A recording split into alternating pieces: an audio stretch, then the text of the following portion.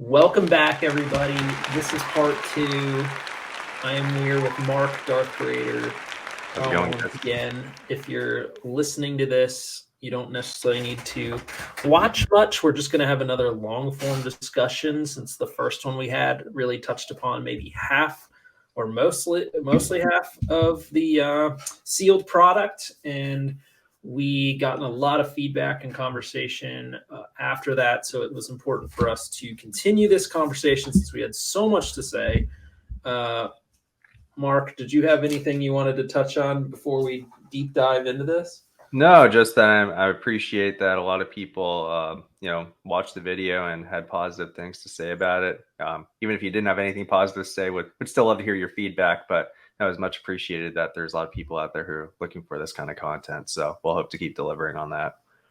Yeah, and I'd say like before we even dive into some of the things we want to touch upon, the rest of the sealed sets, if you haven't watched or listened to that, I recommend listening to that first since we touch upon the beginning of Premiere up through Reflections.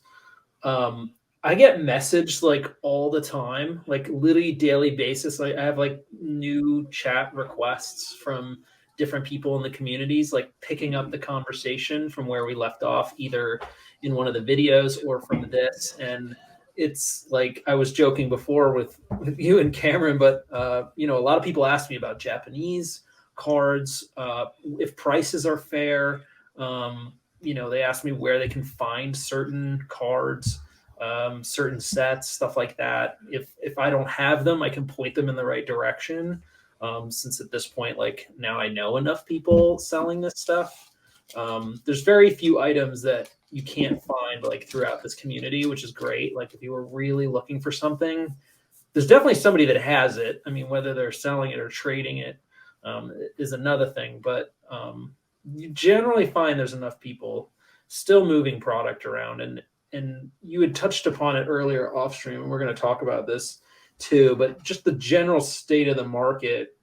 And I know Matt usually has these quarterly briefings on it, so I'll let him do his deep analysis as well. But as it stands right now, you touched upon this, Mark, that the market is, influx with product. Did you want to dive into that a little bit? Sure, right. Yeah, one of the features of the last couple years, if you will, is that um, for a multitude of reasons, people being locked indoors due to COVID, just refound enthusiasm for many of these previously, I wouldn't say untouched, but kind of more obscure hobbies. I mean, they weren't obscure, but they had just kind of been forgotten about for a little bit, like Pokemon, some of the old Magic cards, but it became much more mainstream. So then many people basically overwhelmed the grading companies with submissions, and then they raised their prices. The wait times went through the roof. So then, of course, the grading companies picked up the slack. They hired a bunch of people. So now the through rates are much quicker. They're much more efficient. Much of those cards have come back. But now here, as we talk now in November of 2022, you could submit to PSA again for pretty close to the rates beforehand, probably with inflation. Like they have deals now, for $15, $18 per card submission. Yeah, which Not is much, not bad. It's not not bad. Wait times are probably around, from what I understand, maybe like 2 or 3 months, which again, compared to what it was during COVID, like I Mhm. got one of my submissions, I got in right before PSA shut down in 2020? When they shut down, I got it in right before, and I didn't get that submission back for over a year. So like from Big that, difference. Yeah. yeah, from that to now is a very big difference. So now we're seeing, beforehand, if you wanted a graded card, you really didn't have any viable options to get it at an economic price point. Like you could have submitted it like over $100 a card to PSA, or you could submit it to some of the up and starter companies, but there really just wasn't anything out there. So that's finally changed. So now we're seeing people who want to get graded cards, they're able to do it much easier than they were a year or two ago. And so because of that, I think like you pointed out, we see a lot more supply. And then in general, with collectibles right now, and I don't know if it's necessarily related to that, probably part of it is, probably part of it's the world economy and all those, there's a lot of fear at the moment about this or that. So of course, when that happens, people kind of step away from collectibles. So I think between those two things, we're at kind of a confluence of potential negative events in terms of collecting and prices and all that. But I think that does also mean, though, if you're a savvy buyer and you believe in the fundamentals of the hobby in terms of just the intrinsic demand there, how much people enjoy it, I think there's some pretty good buying opportunities at the moment. Those are my 2 cents on it. Yeah, I mean, I've definitely seen the we've seen these grading companies, right, like staff up and improve their processes because of like COVID, and then they were like, holy crap, like we need to like either fix this or they're just going to go to competitors. And we've seen, SGC and Beckett and PSA and HGA and everybody speed up and like improve their times. Now, I don't know if that's changed things on the quality. I think we'll see that down the road. We won't really know for sure if that's compromised that or if they've, genuinely scaled up and are able to handle the demand.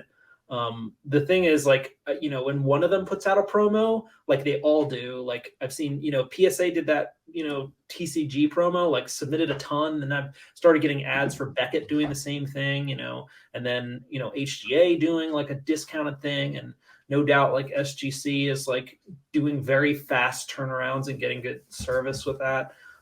And everybody's just been dumping them out, and I've been getting crazy fast returns for the stuff I was submitting, where I wasn't expecting to get back, 60 day, 90 days are coming back in like 2 weeks, like it's ridiculous. Beckett, much quicker than they were saying too, even like 40 days.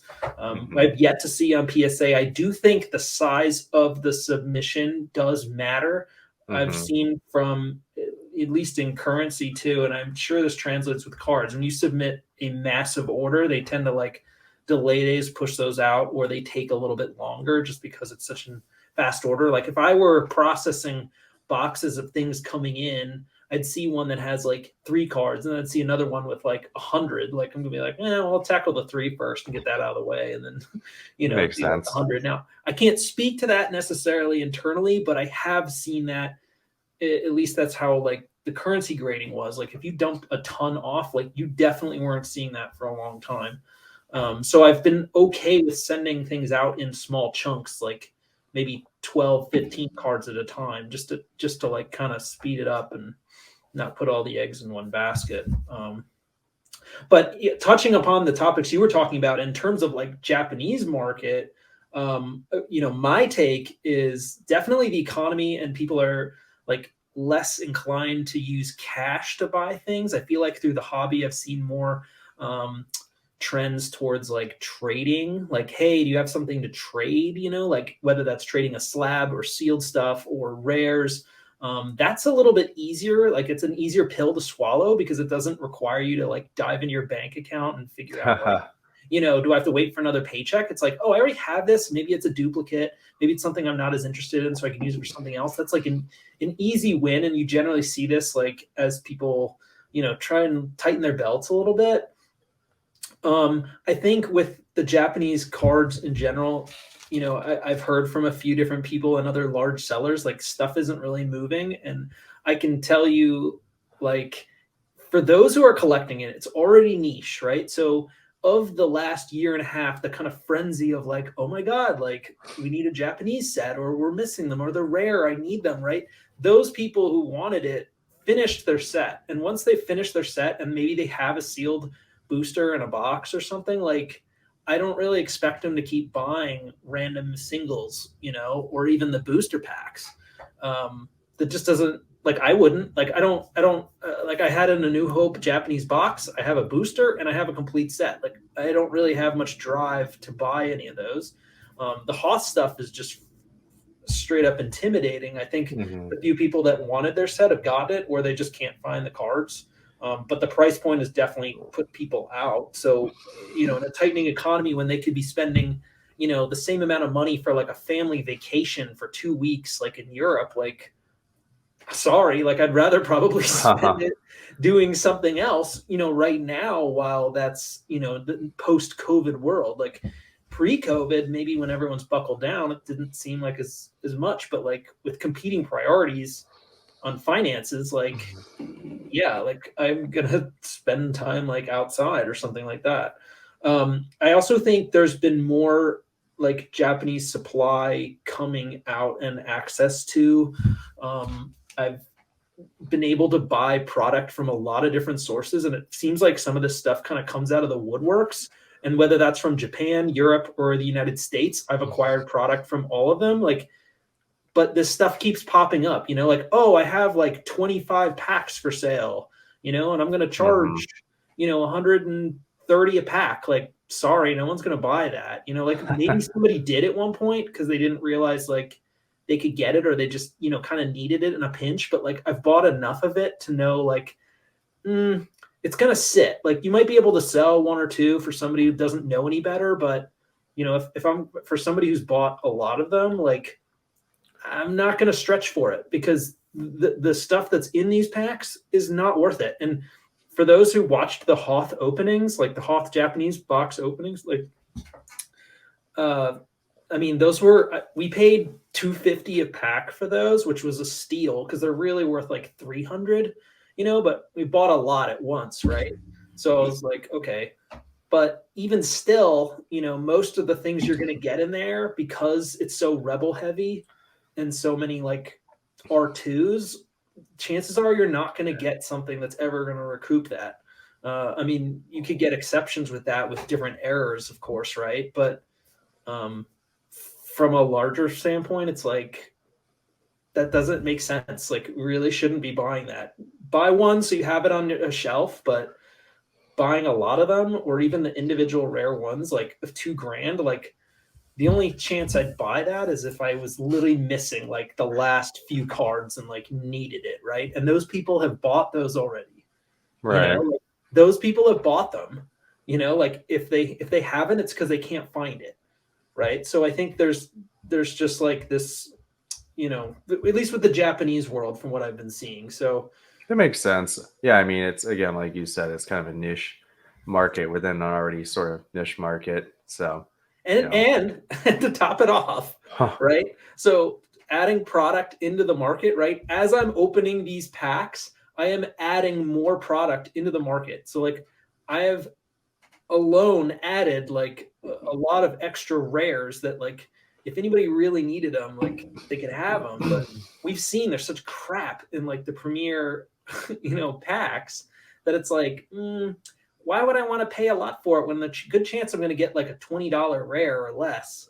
Like I'm not going to pay a lot, like just not, even if it were a different time, like pre-COVID, you got to think smarter about these things. But if I were owning the packs and trying to move them, it's probably not ideal to be selling it now, but who knows? I mean, for all we know, there's more hidden product hiding in Japan and in Europe that we just, somebody just had and they just didn't really know what to do with, or they were too lazy to list it.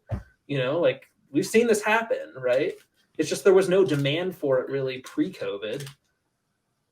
And now there was, and now it's like a slump. So it's like,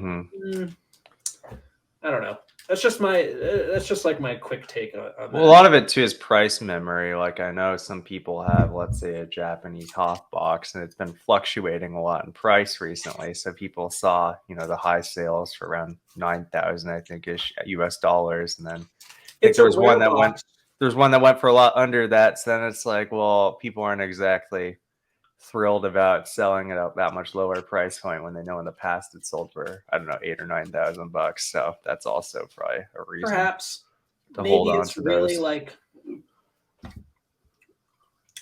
maybe today's market would be more like 6,500, No. $7,000 maybe. I don't think I'd spend more than that now, but It is rare. So like if you really wanted it and you're a perfectionist and you wanted something that there's probably only 15 left of in the world, maybe, okay, you can dish out the cash for that. I get that. As of somebody who's spent a lot of money on something that's really rare, just because I don't know if I'm going to see it again, I get that. Yeah, I mean, you could certainly do a lot worse in terms of like what other people have invested, so to say, money in terms of like collectible card games. Like, I don't. Hopefully, I mean, I'll just say what I think. Like, there's a lot of people, quote unquote, investing money into like modern sealed products, like in Pokemon and MTG. And I don't know. I think it's a terrible idea. Like in terms of investments, like all this stuff's very speculative. I mean, that's kind of life, but in terms of things that are sure bets. But I think like Hoth is good compared to like those. It's just within Star Wars CCG, like, you know, 6,000-8,000 is a lot of money. So you could put that into a lot of things. And It definitely price points out a lot of people entering in, and you know, there will be, even as we get older, right? I mean, our core demographic of this hobby, we have to be honest with ourselves, is between 35 and like 50, right? yeah. There are some a little earlier and later, but the majority of people fall into that. So as we get older and more money becomes available to more people, disposable income, right?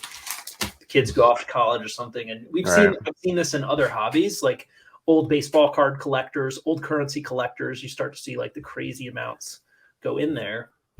The problem is we're not going to pull like an, what is it, Honest Wagner or something, you know, like it's going to be, you know, a Veers Japanese, you know, maybe. Yeah. I don't know if it has that kind of, yeah. I don't know if it has that kind of appeal, but I do think what it has going for is like in general, the sports card market is kind of moving towards non-sports cards in general. So they're like searching for like other I want to say uncharted, but like Yeah, kind of like less like looked at or like yeah. sort of stuff. Because I think, yeah, like, you know, sports is like, well, you know, that's been done. And now there's like shiny cards and like ultra shiny cards and like shiny cards of every color of the rainbow. So they're trying to find other stuff. And yeah, Star Wars, I think, is one of those areas where they're kind of looking. Star Wars is interesting too, because outside of Decipher Star Wars CCG bubble, there are top sets you can get from the 90s, like sealed booster boxes of, you know, stuff with potential autos or rares for under $100 easy, you know? So it's not even like the age that does it. It's really just like the general, like, you know, appeal, like how many people actually picked it up or like care enough about it, because there is cheap Star Wars product out there. It's just like, is that going to go to the moon? I don't know. You know, maybe it was overprinted. Maybe it doesn't have the same nostalgic value. I mean, this is a game, so like people played this game, you know, or they really got riled up by collecting it in the 90s, where some of those other sets that you couldn't do anything with maybe just didn't go anywhere. Yeah, it does have that going for it, because like, I don't know.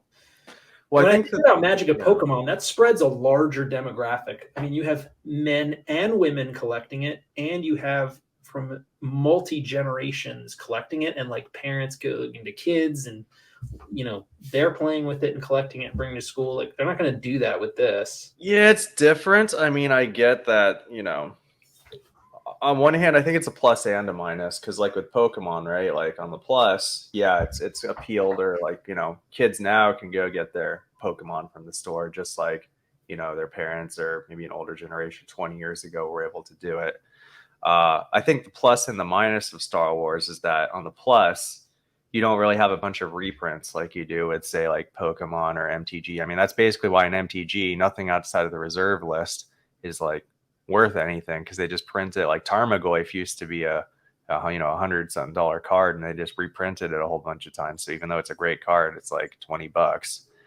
So I think that's one thing Star Wars CCG is going for, is that, you know, no danger of reprints, barring some sort of miracle, and, you know, Decipher coming back from the dead for Halloween and printing things, which would be great, but that's just not going to happen. Yeah, I mean, there are proxies, but and like the printable stuff. Oh, we got these, yeah, like the Players Committee slips, which are fun. But Players Committee slips, yeah, which hopefully you can open for us and tell us if there's anything. Yeah, exactly. We can do that at some point. But yeah, I think the thing that Star Wars CG so against it is that, you know, you technically have tops cards from the 70s of any of the characters. So if you're gonna be like, oh, that's a rookie card, because, you know, it's like printed like 20 years earlier. Right. But I think the thing that CCG is going for them is that, one, they have great like artwork and storylines. Actually, that's kind of my 2 points, is that like they work together with Lucasfilms. Like the tops cards are just kind of like, I mean, I guess I'm biased because I like Star Wars CCG, but those like 70s tops cards just kind of struck me as like something that was just thrown together for like, you know, It's like, well, the movie said we should Mhm. print it. Like, okay, we printed it, like whatever. Whereas Star Wars CCG is very much like, I don't know, I feel like it's much more in depth in terms of the lore and, you know, all that sort of flavor stuff on the cards. It just more feels more Star Wars to me. Well, it feels like it's like you're getting a different view in the movies because you're like some of the shots are like from the movie, but other ones are like clearly like part of the set, but not in the movie or like off to the side, which is intriguing because it like opens your view, like your window into this world. Whereas those Topps rookie cards are literally just like a random movie screenshot, and they're like, "That's that," and there's some sparkle Right. inside, like yeah, I agree. It doesn't really speak to me. There are certainly cards that have like cool art, like in some of the new top stuff, they have artist, like cartoonish style drawings or anima style drawings and sketches and stuff, which actually is pretty interesting and pretty neat. But I'd almost say that's more like being an art collector within the card world, less so than like like actual card collecting or um, I don't know. It's like its own thing almost. I don't really know how to explain it, but um, yeah, these cards. I think what's going to be really interesting, going back into your world a little bit, is because of this whole supply dump, because of all the Mm-hmm. grading, things are going to shake out a little bit more. We're going to get a better census and population of what's easier to get at a high grade and what's not. Like, and I'm sure it'll go back to Premiere and earlier stuff, but we might see a ton of Darth Vader, eights or foils that are hard to Mm-hmm. grade, sevens, eights. But when you come across nines and tens, like maybe those will be like much harder to come across, and that's when things will start to shake out. Because it's not until you really get those population reports as you graded, you see they come back, and then you're like, oh, you know what? Like, there's not many of this graded card, like at a Right. high, grade. So maybe it was really difficult to find. So you could have even maybe an uncommon, but if you're the only one who has like a 10 after things Right. shake out, I mean, that suddenly becomes like a more valuable card in and of itself because now we've all seen it. Like, oh, everybody can get it in 8 or 9, but not a 10. Sounds like it's time to get a gem mint set of Seekers, is what you're saying. We certainly have enough of those, Yeah. at least in the Japanese variety, right? That and Yeah. sandcrawlers, right? As we speak, I actually have a PSA 9 Stormtrooper Black Border up for auction. So if you guys want something exciting, There go is hit up somebody eBay. chasing that, right? Yeah. Up to 10. If I were chasing a Stormtrooper 10, I would not submit it to HGA or even Beckett would probably be. I feel like I'd have the best chance with PSA, maybe SGC, but I feel like Yeah. I'd have the best chance. I mean, it's all hearsay. People claim SGC 10's easier to get than PSA, but I mean, I haven't seen hard data on it. People have lots of opinions. Well, the good thing is there's plenty of those to go around. So Yeah. if somebody wanted to submit, 100 of them, like power to you, but I don't know That's how you're right. going to get rid of them. Yeah, you rip a box. I'm sure there's stats on how many stormtroopers you can expect if you rip a box, but I'm sure it's more than Well, it's a one common on average. 3. So it's Right. literally the most common of commons. Right. Like in So theory, it should be in like every other pack. you get certainly get quite a few of them. So one of these days, I'm sure we'll see one pop up in the group and with much rejoicing. All right, so let's pick up from these now that we've kind of had our like intro chat and what's on Yeah. our mind. We can touch on real quick the first, second, and third anthology before we go through because I realized we didn't touch on those Oh. first time around. So first anthologies looks like there's only 2 listed sales here on this graded tracker, but this sounds about right. Like a few years ago, $95 for the box, 175 like a year ago. Mm-hmm. I'd say it usually floats around like 150, 170, but you're really only buying the box because you can buy those sealed packs of cards for what, like 10, $20, like maybe like what you're getting in it.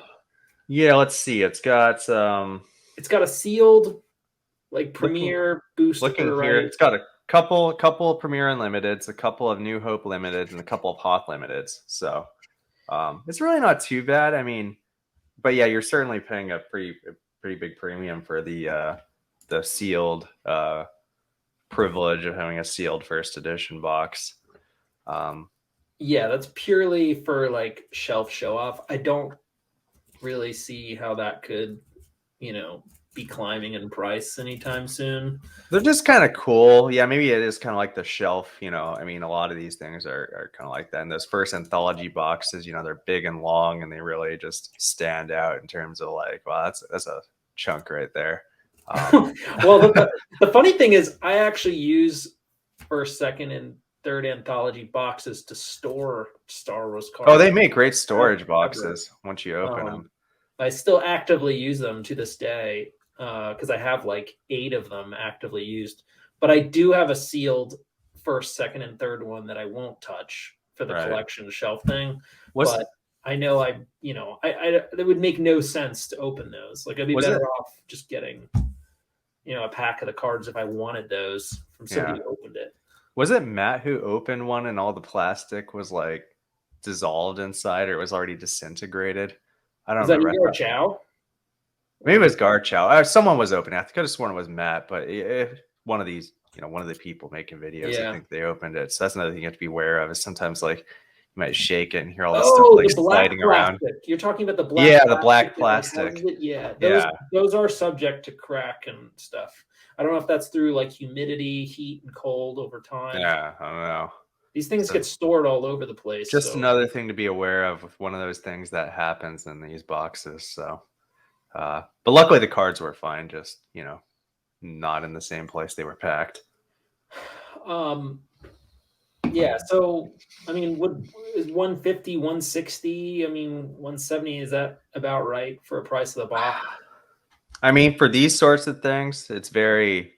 I guess it feels very different than like a booster box because in the booster box, it's kind of like Pandora's box inside. You get either 36 or 30 or 60 packs or whatever, depending on what box you have. Whereas anthology, you're getting that fixed set of is it like 6 cards for the first and second. I forget what the third how many you're getting, but what is also 6, and then you get your random packs or decks or what have you with them. I feel like it's just a different experience. Like I think this appeals more to people who are trying to get like a sealed set of everything than they are someone who wants to kind of have like a you know long term. I don't know, but then again, it's like its own thing. So I don't know necessarily if it's a bad Yeah. like speculation thing because it's really unique. I think that's the thing they have going for them. Like the third anthology, that's the one where if you have like 3 of them, you can make like the picture of the Death Star, right? Yeah, it's Yeah, kind of yeah. cool. That's kind of So cool. they look really cool. I think in that aspect that makes them interesting to get, even if like the cards within them really are nothing like I think the special. third box is my favorite, like just from a look wise, like Right. because of that. The second one I definitely have the most of. I remember buying a lot of those when they came out because I was like, this is the coolest thing. It's like a gold cheese grater. It's really unique. Yeah, the cheese grater sleeve is annoying because it does like tear easily, whereas the third anthology one, it has that kind of rounded sleeve, so it was easier to get on and off. But the second one, like, would get jammed and like the edges would kind of come out a little Right. bit. Like some of mine are in a little rough shape, but they've been loved and used, so I can't be that upset about it. But Right. I did keep some of the. I want to say I kept at least 1 or 2 of the things sealed, but you're getting Endor. And DS2 uh, preview cards in the second anthology. So it was That like was really cool at the Alpha, time. I remember the that. Mon That was really Calamari cool. Cruiser. Um, there was like Got it pulled up here. You have Mon Calamari Cruiser, Mon flagship Mothma, operations. Flagship Operations, Thunder Flare, which is a Star Destroyer. You got the Sarlacc and Rapid Deployment. Yeah, Thunder Flare is cool. Mm-hmm. Star Destroyer and stuff. And I was like, oh, these are so sweet, but they're not worth anything, but they are kind of neat. Yeah, they get that stigma against them. Like I've sold a few graded white border fets, and they don't go as much as the black borders. Even though I think it's kind of cool, probably because a lot of that, white border, just kind of like people see it and they think lesser of it. We'll see if that changes going forward because I think they're pretty cool, just because they're from Yeah. like the unique 6 card premium set. But I don't Well, know. the interesting thing is, maybe those are the cards that end up competing for the highest grades because maybe only so many of them get graded. Like maybe those are the ones that are like it's really hard to get a 10 out of there. And if somebody did get it, maybe that's your money card, because like Yeah. you can only get those from so many places, right? Right. But who knows? I'd say they're not common, these boxes, but they're not rare either. They're like kind of uncommon. Like you can usually find one for sale, posted at any time. So if Yeah. somebody's missing them, it's worth picking up. Maybe I keeping. feel like I've seen the most second edition, but I don't know. That's very anecdotal, and I haven't tracked it too hard. Definitely second edition was the most Yeah. popular. Right. But the third anthology one had, I think, didn't that have like R2 and Red 5 and like some other cool cards that are still used today? Oh, it did. You're right. Yeah, it has R2 and Red 5. It has the Prisoner, Set Your Course for Alderaan, Masasi Base Operations, Echo Base Garrison, and New Secret Base. So, yeah, a lot of cards that find use in gameplay. Yeah, so people still use some of those cards. Mm-hmm. So, yeah, if you don't have any of those, worth picking up. Is that going to the moon? Probably not, but something to keep an eye on. Yeah. Okay, now that we've circled back with weird anthology stuff, I think you had also pulled up the tournament decks. I don't know too much about them. We know they range from $50 to $100 roughly, mostly good for players. They got some funky, unique cards in there, but other than that, I feel like the box itself was more collectible. People wanted one of each of the boxes itself. Right. I think, yeah, in terms of that, it's probably, the sort of people who'd want one of everything would probably be the sort of people who would go for it. Because, yeah, a lot, like you said, a lot of the appeal of them is kind of like the equivalent of like draft boxes nowadays for MTG. Like, you get the box, you get your premium cards that you can start a deck with, you get some packs that you can complete it with, and you can have a lot of fun that way. Yeah, but they are an interesting product. The deck boxes are certainly popular. Because you said the cards in there are still actively used in play. Yeah, well, I was looking through them, and again, cards, like Mercenary, Skiff, right. or the Cantina or something. No, what am I thinking? I was looking at the especially in the Jabba's Palace sealed deck, and I remember, the other month I was looking through some of the tournament deck list, and it looks like quite a few of these cards actually, are still fairly useful in gameplay even to this day with the virtualization of some things. So I think it's kind of cool how it's stayed there. But there's probably already a lot of those cards out there, and I don't think they're like considered too rare in terms of like compared to like say the episode 1 cards for players. So I don't think there's really going to be much. Although maybe the players really want like a high grade version of their favorite playing card to have in the background, but that's probably a bit more niche than appealing to mass collectors of Star Wars things who won't necessarily care for the intricacies of like Agents of the Court or like Mercenary Pilot or things like that. So it's been a long time since I've opened a tournament box. I'm not gonna lie. I feel like I've I have, but I feel like one of the more recent times I ended up just picking up like a complete set of the tournament cards, like just to have like another set of just from somebody who like opened them and threw them in a sleeve and forgot about them, like I don't like looked at them.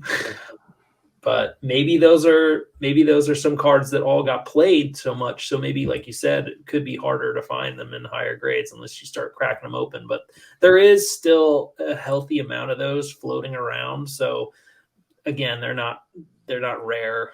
I don't even know if they're uncommon. They might just be common, but the price for those have stayed relatively the same for a little while, crept a little bit, but not too much. Because were there sealed stuff in there? Was there sealed boosters in there? In the OTST and GPSTs? Right? Yeah, both of them have sealed boosters. I can actually pull it up. So, how many do you have in those?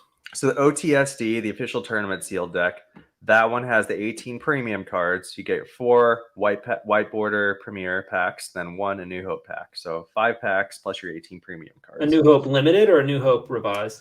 Limited. So you'll get basically 75 cards, plus your premiums. Okay. And then you get, of course, your one of 6 different boxes that you can't tell from the packaging which one you're going to get. So that's either Boba Fett, C-3PO, Darth Vader, Jabba, Leia, or Luke Skywalker. Then for Jabba, you get your 20 premium cards and then 6 Jabba's Palace booster packs. And then you get one of, for your box, you get one of Bib Fortuna, Chewbacca, a Gamorrean guard, Han Solo and Carbonite, Lando, and Salacious Crumb. So lots of fun artworks. Potentially, yeah. So laughs at you. You can imagine it. Okay, so maybe the premier one like aligns closer to its price than the Jabba one does, but 20 premium cards is a decent amount when you think about the anthologies, where they have a lot less premium cards and they're demanding a higher price point. You know, it's the Jabbas are, or yeah. Well, it might come down to the first and second, third anthologies are more than these tournament boxes. Yeah, yet they have less cards. Is it just because of the box? Yeah, it's a good point. I mean, there could be a few things. I mean, it's probably more like if you're a player, I imagine the OTSDs are a lot more fun because theoretically you could just like, game night with a couple of old friends from back in the day. You could relive the late 90s and have fun with it. Whereas like a anthology box is kind of like, I imagine, more of a collector's item in terms of its scope. And I don't know. I can't imagine too many people are shredding OTSDs just for like the cards in them because I mean, again, I think like you said, they're not exactly like super rare. Yeah, there's enough supply out there to get them. I mean, if you're talking about just from a collecting standpoint, you could even go off the rails with the executive set, which is just a complete premiere set. But the box itself, because only 250 people got it or something, right? It's like, oh my God, it's astronomical in price. Right. Like, personally, I don't care enough about just a box to get something I already had. Now, if that box contained cards that were unique to that, that would be like a totally different story. Because then you'd have some like crazy rare stuff. Like they only made 250 of these and like they're probably scattered. Some got destroyed, like you don't really know how many are left. That's an interesting one you touched. Yeah, the executive set's an interesting one because, right, like you said, I believe they gave them to employees at Decipher at some point in time. And I believe it contains either like a whole set of Black Border Premiere and then like another like partial set. I'm not exactly sure what it is. But then at some point, apparently Hills, like the wholesale gaming place, bought them. And apparently they're the ones that sealed them. So they weren't sealed by Decipher. So it's the storyline there gets a little confusing, at least to me. There might be someone out there who knows, exactly how it worked. But that's how I've heard it happen. So if you get a sealed one, it wasn't actually sealed by Decipher. It was sealed by Hills, or so I've heard. So someone please correct me if I'm wrong on that. But that's what I've heard. No, I think I vaguely remember this because I feel like it would have been a Jim Colson topic. Yeah. So personally, like I don't care enough about the box to get a set that like I already have. Right. But power to you if you have it. I'm not knocking it. It's one of the few things I don't have, but it's kind of like Reflections Gold. It's one of those few things that's very kind of on the borderline in terms of like what it means in terms of collecting in the hobby. Like it's really interesting no matter what. Like, I think we can all agree it's very interesting, but just in terms of like what it means to people, it's like very different. Yeah, the same could be said about the blank cards, error cards, right? The wrong backs. I actually submitted one of those to PSA in my current order. We'll see what they do with that. One of the blank cards. So just like it's a perfect blank black card. Yeah, it's perfectly black. Yeah, it's a black card. So they're probably looking at like wrinkles or like I don't know, warping or something. Who knows? They make good characters so far. They put my job as prizes with the Han side forward, so I'm happy. As long as they keep doing that. Well, that's good. Yeah. I did finally submit a bunch of stuff when they had that TCG promo. I did sign up for their collectors club, and then Jamie had sent me a bunch of cards, and I piggybacked and sent more cards too. So we do have a big order out with them. So good for you. I am testing the PSA pipeline now. I don't want to be a purist in one thing or another, but it is. I just need to try out SGC. I haven't done that process, but I'd have to see like a cheaper price point to submit at some point and find the right cards to do that. And then if there's any other players who would submit, and then I can have all the slabs and then see what I like or don't like or whatever. I think there's definitely a purpose for each company to send different cards, but I'm sure we can go on that a different rant. But let's go into so where we left off. We talked about Reflections 1 last time, even though we kind of skipped Endor, right? Because technically it should have been Endor then Reflections. We did Endor, I believe. We talked about Endor. We did Endor, or we Endor definitely did came Endor. after Reflections. Yeah, I believe I think we left off at Endor. Like that's where we. Okay, we spoke about Endor, but we didn't touch on Reflections 1. Yeah, that sounds right. I don't know if we touched on Reflections 1. Whichever one. Again. So Endor came after, right? Yes. So we skipped Reflections. Okay, must have skipped Reflections. We definitely talked about Endor and how it was odd in a few different ways in terms, and then expected value is not really there in terms of like if you were to shred a box of Endor, you're definitely not getting anywhere close to your money back. And that's right. We had the comment. I think it was on the forums a few years ago. Someone was saying like, "What would you ever map a box of Endor?" Because there's like nothing in there worth mapping in terms of like trying to figure out what pack contains what. So yes, Reflections. Let's do Reflections. So Reflections 1 is something that I actually think about a lot.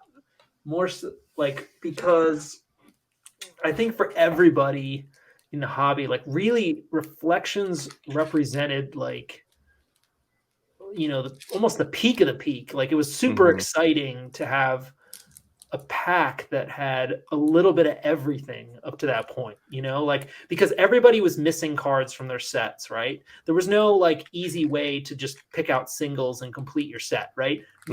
I mean, maybe there were people that had complete sets, but they must have had to buy a ton of product to do that. And they pulled it themselves. So, you know, you might have had set lists from the boxes where they give them to you, like the little rule sheets, or I had a card list from the second anthology box. I think it had little check marks next to the cards, and I was using that to, you know, determine which cards I had, and I was missing a lot. You know, I thought I was buying a lot, but I was missing a lot. So like Reflections was like, oh, this is awesome. Like I'll be able to check off multiple boxes, you know, all across the board. And it also had this element of like, ooh, we're gonna get stuff like we've never seen before.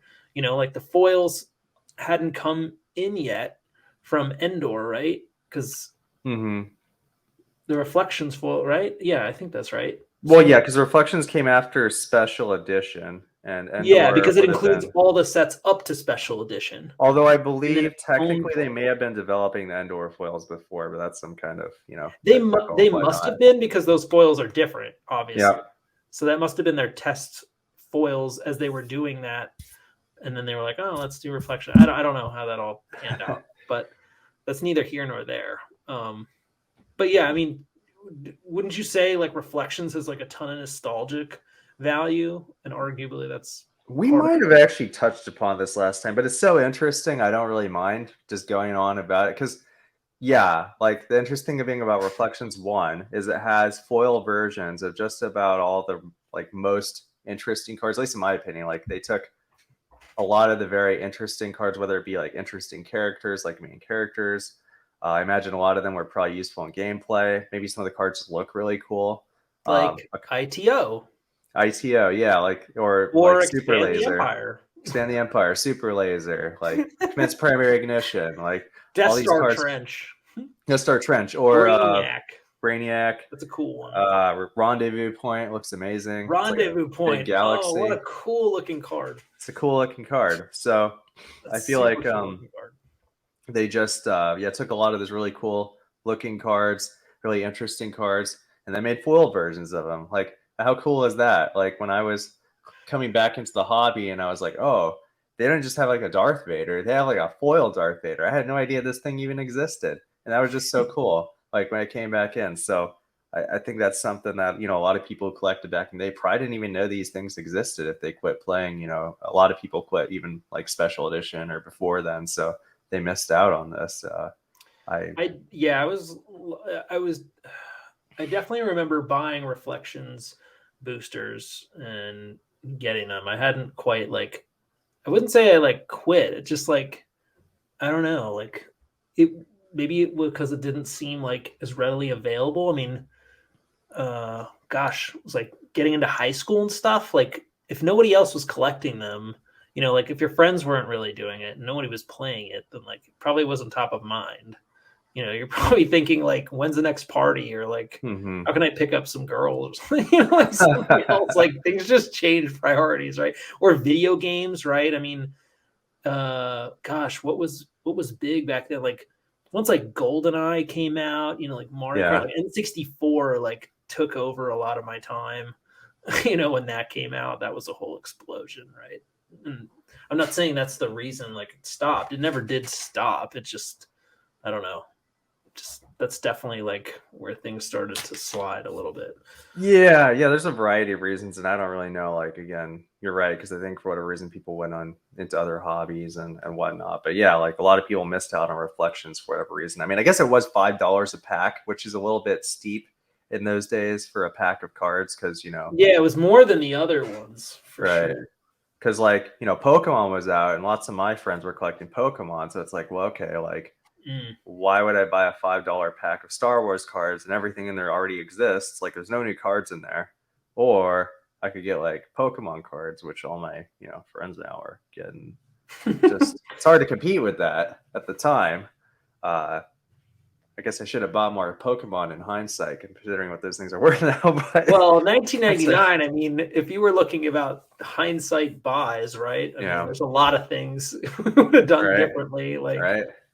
um, that whole like Y2K craziness. Like Ain't that something?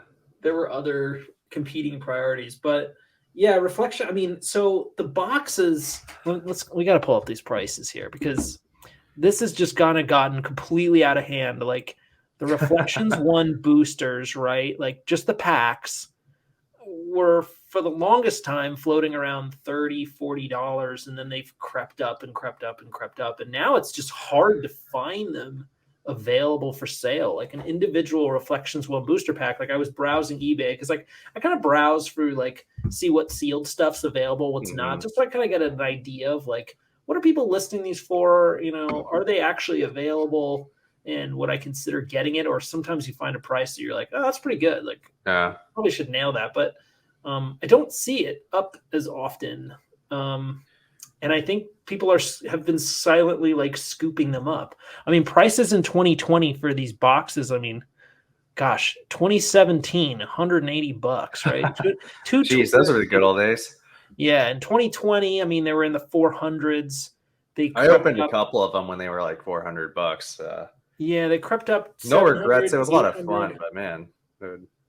Yeah, then they finally broke like the $1,000 mark, like in 2021, like 800s, 900s, 1100, and then at some point between like November 21 to like 2022, I think it became apparent that it's harder to find these boxes, where we started seeing 1400, 1500. I mean, even 1700. I mean, it's crazy. Like somebody paid almost $2,000 for a box, you know, earlier in the year.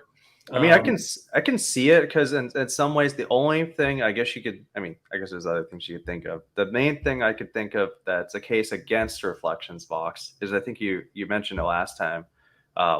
There's certain foils from that set that are widely available on eBay, or there's the store Wild Thing Games. I think we mentioned it last time, but they got a lot of certain foils. So that's one thing against Reflections One, is that if you don't care too much about getting like a 10 or a 9 grade of it, like if you're okay with like maybe an 8 or a 7, they're readily available.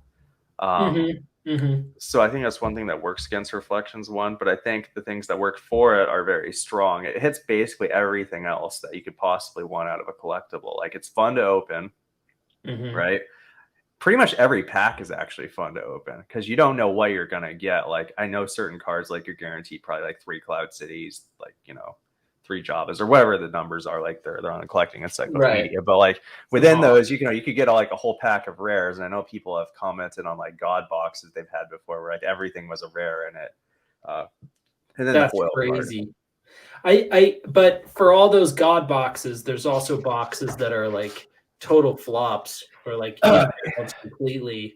And we saw that recently. I think TCG Chase opened one. He said he didn't even post it because it was all the same Cloud City rares Oh yeah. in the entire box. So there's been speculation or rumor that later boxes were wildly unbalanced. So Okay, that you could know be. how how does one see a box and know, was this like an earlier put together box or like one of the later boxes? I I mean, don't maybe know. there'll be something that comes out as we like delve more into I don't know, the collecting aspect of this. I mean, I've got a few reflections boxes, If and maybe yeah, one of these days. I was gonna Uh, say I should look on the bottom of the box because I think they usually have printing numbers, right? Or they manufacturer do, numbers. and So it yeah, might be worth looking at those and being like, is this a high number or a low number? I mean, we won't know until you see a few numbers to see it. reflections one is very odd on that. By the way, I actually had a thread a few years ago. I started on the Star Wars CCG forums, where I basically collected the serial numbers, tried to get the highest one. The thing I noticed that's very odd about reflections Hmm. one is there's a lot of boxes between like one and like say 40,000 ish. But then there's like a big gap, and there'll be boxes that are like above like 100,000. So there's like, Hmm. so I don't know what the cause is of that. Like, what happened between like 40,000 and 100,000? Because I haven't actually ever seen any Oh, boxes interesting. between them. They might exist, but it's really weird because I have had in my possession probably at least at some point in the last few years at least a dozen reflections one boxes, and just about all of them, and most of the ones I've collected the serial number on the site, you can take a look, are between like 1 and 40,000. So maybe somebody secretly got like pallets of them in a Someone's storage. got 60,000 reflections of one box that's just stashed away somewhere in Fort Knox, just for one of these days when Well, Star Wars CCG makes it come it, up. And I mean, it could be the case that maybe they were produced and, through downsizing at Decipher or something, maybe they had them in a warehouse and they just destroyed them. well, my theory, another one of my theories that I had is maybe they were like kept as the uncut sheets, so like they would have been turned into boxes. Mm. So then they kind of are like quote unquote those boxes like 40,000 through Yeah, 100,000, but who knows? Like it is. someone somewhere knows, and it's privileged information, and they're not gonna squeal. It's worth thinking about. Yeah, I think, but when it comes to the price of the boxes, I mean, they've somewhat leveled out recently. They're looking around $1,200 on average. I mean, ranging between like 1,100, even 1,000 to 1,400. So 1,200 seems to be the floating number for the Yeah, box. it's probably slightly on the low end to me. Like if I saw it at that, I'd probably jump on it. Like 1,200's pretty solid. Yeah, yeah, 1,300. I mean, I'd be hesitant to spend more on it, but hmm, if but we have seen them listed, not on eBay, or private sales for more like 900. Um, so if somebody's trying to move it in a reasonable amount of time, it's going to be under $1,000. But if they're doing it without eBay fees and stuff like that, then it's not terrible. Um, considering whatever they acquired it for, they still made out pretty well. Most likely. Um, but it is something. It is one of those boxes that I wonder. Like Magic, you were talking about. Some boxes get speculated just so much higher than the actual cards and booster packs because just having a sealed box of that. And if they are somewhat less common now than they were before, is that because they're getting opened or lost or destroyed, or people just don't want to let them go?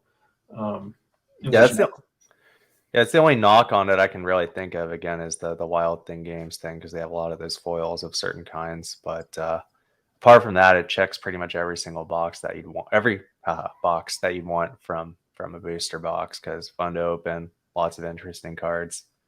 Uh, yeah, popular yeah, the packs cards. have 15 cards in them, right? 18 cards. 18 They're cards. fat. So Those things are chunky.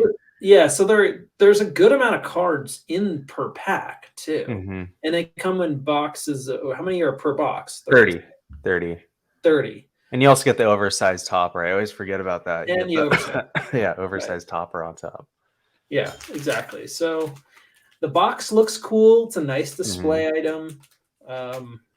Let's say most people who have wanted a box have gotten one at this point, but newer collectors May have to pay a little bit more to get one, or it could be Yeah. harder. But they do come up for sale here or there. So It's still pretty attainable. Like I'd say, if you got enough money, you could easily like say, I want one. I've got this much money, and someone would probably pop up on the forums pretty quickly, sell one to you. So, but it's safe to say, like when one of those boxes pops up, like a lot of people will watch it. it's definitely one of the hotter items in terms of like booster boxes. Like it's probably hotter than the majority of like non-foil set boxes. Yeah. Mm-hmm. It's probably up there with also one of the other boxes we'll probably talk about next, Death Star 2. Probably like one of the, top 5 boxes, if you will. So let's transition to Death Star 2 then. All right, why don't we? Since you mentioned it. Okay, so before you start with that, Death Star 2 prices. Let's see. 2020, like 900 to 1,000. 2021 ranged kind of wild in prices from 1,200 to even as high as 2,400 at one point. But yeah, most of them floating around like 1,700, 1,800 average, I'd say. Yeah, that sounds about right. And then that's pretty consistent, although the few sales that have come, there have been some in the 1,500s, 1,600s, but I think I bought mine for 1,700. That sounds about right. From a direct sale through another collector who was just like trying to move it. Yeah. But he still actively collects and stuff. But I wanted the box, so I was like, okay. So I don't feel bad about that. It's certainly an in-demand box. What is your take? Of the non-foil containing sets, so basically the non-reflection set, I think it's probably the best box in terms of just overall everything for a multitude of reasons. It's basically the pinnacle of the original trilogy. Like, you reach the end. That's where you're at. You've got Luke basically in his final form, kind of like, Dragon Ball Z. You got Super Saiyan Goku. Well, here's Luke. He's fully trained. He's taking Power on 6, Ability 6. Power 6, Ability 6, Destiny 6. He's got it all. You got him in the ultra rare Palpatine, also rare. Both cards are very desirable from gameplay perspective. Lots of other useful cards in terms of gameplay and Death Star 2. You got lots of interesting cards. If you open a pack, even if you don't get an ultra rare, I feel like when I open Death Star 2, every pack feels pretty good. Like, there's a lot of interesting cards in there. It's not like opening Premiere where you feel like you're getting slapped in the face if you don't get, R1 usually. All the cards are badass. I mean, from a space battle perspective, I love the different Star Destroyers, Calamari Cruisers, Y-Wings, X-Wings, B-Wings, the different TIE, like Avengers, just cool stuff. Those were definitely awesome. Like, even the stuff that's uncommon, or even some of the commons, like I still look at it, I'm like, this is a common? I'm like, this is really cool. Yeah, in terms of gameplay, interesting cards, like characters, ships, things like that. Interesting cards. You get your chase cards on top. It's basically got everything you'd want from the set. Nice thematic position at the end of the original trilogy. Everything about it's just great. I guess the only semi-knock against it would be like, it doesn't have like foil cards, but like, again, like that's fine. The set that would be nuts. Like some of those cards and some foils. Yeah, but it's a great set. I had one more note on that. What was I gonna say? But yeah, I think that's why, of the set boxes, that's probably where it is priced where it's at, just because it has all those desirable qualities. I think Death Star 2 can't go wrong. Was one of the last sets I think I had completed like manually. All right. I bought like Coruscant, Theed, the Reflections 2, 3, and foils, non-foil sets. Like, I bought those as complete sets, years ago. But Death Star 2 is one I was putting together myself. And it actually wasn't until this year that I got a Luke Skywalker Jedi Knight, because that was the only one I was missing from it. But I was really missing like Neon Numb, for a long time. Like, I just couldn't find it. Just like weird stuff, like just random rares that were just kind of like they weren't listed, like they weren't super expensive. I just couldn't find them, So when I'd always check eBay if one was there, and I'd be like, oh, it's finally there, So like Death Star 2 is really intriguing to me because I think a lot of people wanted to keep them. And the rares, a lot of the rares have held their value, relative to some of the other sets, prior to it. You still have to cough up 10, 15, $20 for some singles, if not more, of just regular rares if you want them, in good condition, especially, which is unlike, the earlier sets where you can get some rares for like $1, $2, $3, like they're just not worth anything, even though the packs were. Who doesn't like Death Star 2? Who doesn't like Death Star 2? Oh yeah, I remember what I was going to say. There is one particular quirk. At least I've noticed it a few times. So actually, I did open a few packs back in the day, and I didn't know how lucky I was, but I got a Luke Skywalker Jedi Knight. I think I only opened like 5 packs, something like that. So I got pretty lucky. But anyways, I kept it in pretty good condition. It was one of the first cards I submitted to PSA with my initial batch with some of the Pokemon cards back in the day. But it only got a PSA 8, and the reason is because the corner of it was cut kind of funny. So I've noticed that with Death Star 2, I don't know if they had like a dull cutting implement or whatever it was, but sometimes the cards get cut kind of funny. I know what you're talking about. It's like an asymmetrical cut. Right? Yeah, I don't know what it is about Death Star 2, but for whatever reason, I've noticed like the paper seems to be more fibrous feeling, if that makes sense. Like if you look at the card, sometimes you can see it looks more fibrous. Like you can see some of the papery fibers more than other sets, and then also that kind of funky asymmetric cutting. Anyhow, just a random note. Yeah, it's interesting to see like over time, like as they've either experimented or used different cutting tools or the printing technology or whatever, like how that's changed some of the cards and the sets. Yeah. And interestingly, how like somehow they get white border stuff like generally a lot more right than the black border. Oh yeah, those ones, white borders are usually in pretty bang on, pretty good shape. Right. Yeah. Those like they're centered, like they look right, but like for some reason the black ones like don't. But yeah, I mean, so in terms of the value of the Death Star booster boxes, and I know the packs generally have been selling for like what 50, 55, maybe 60, at least in my quick math in my head, which seemed about right.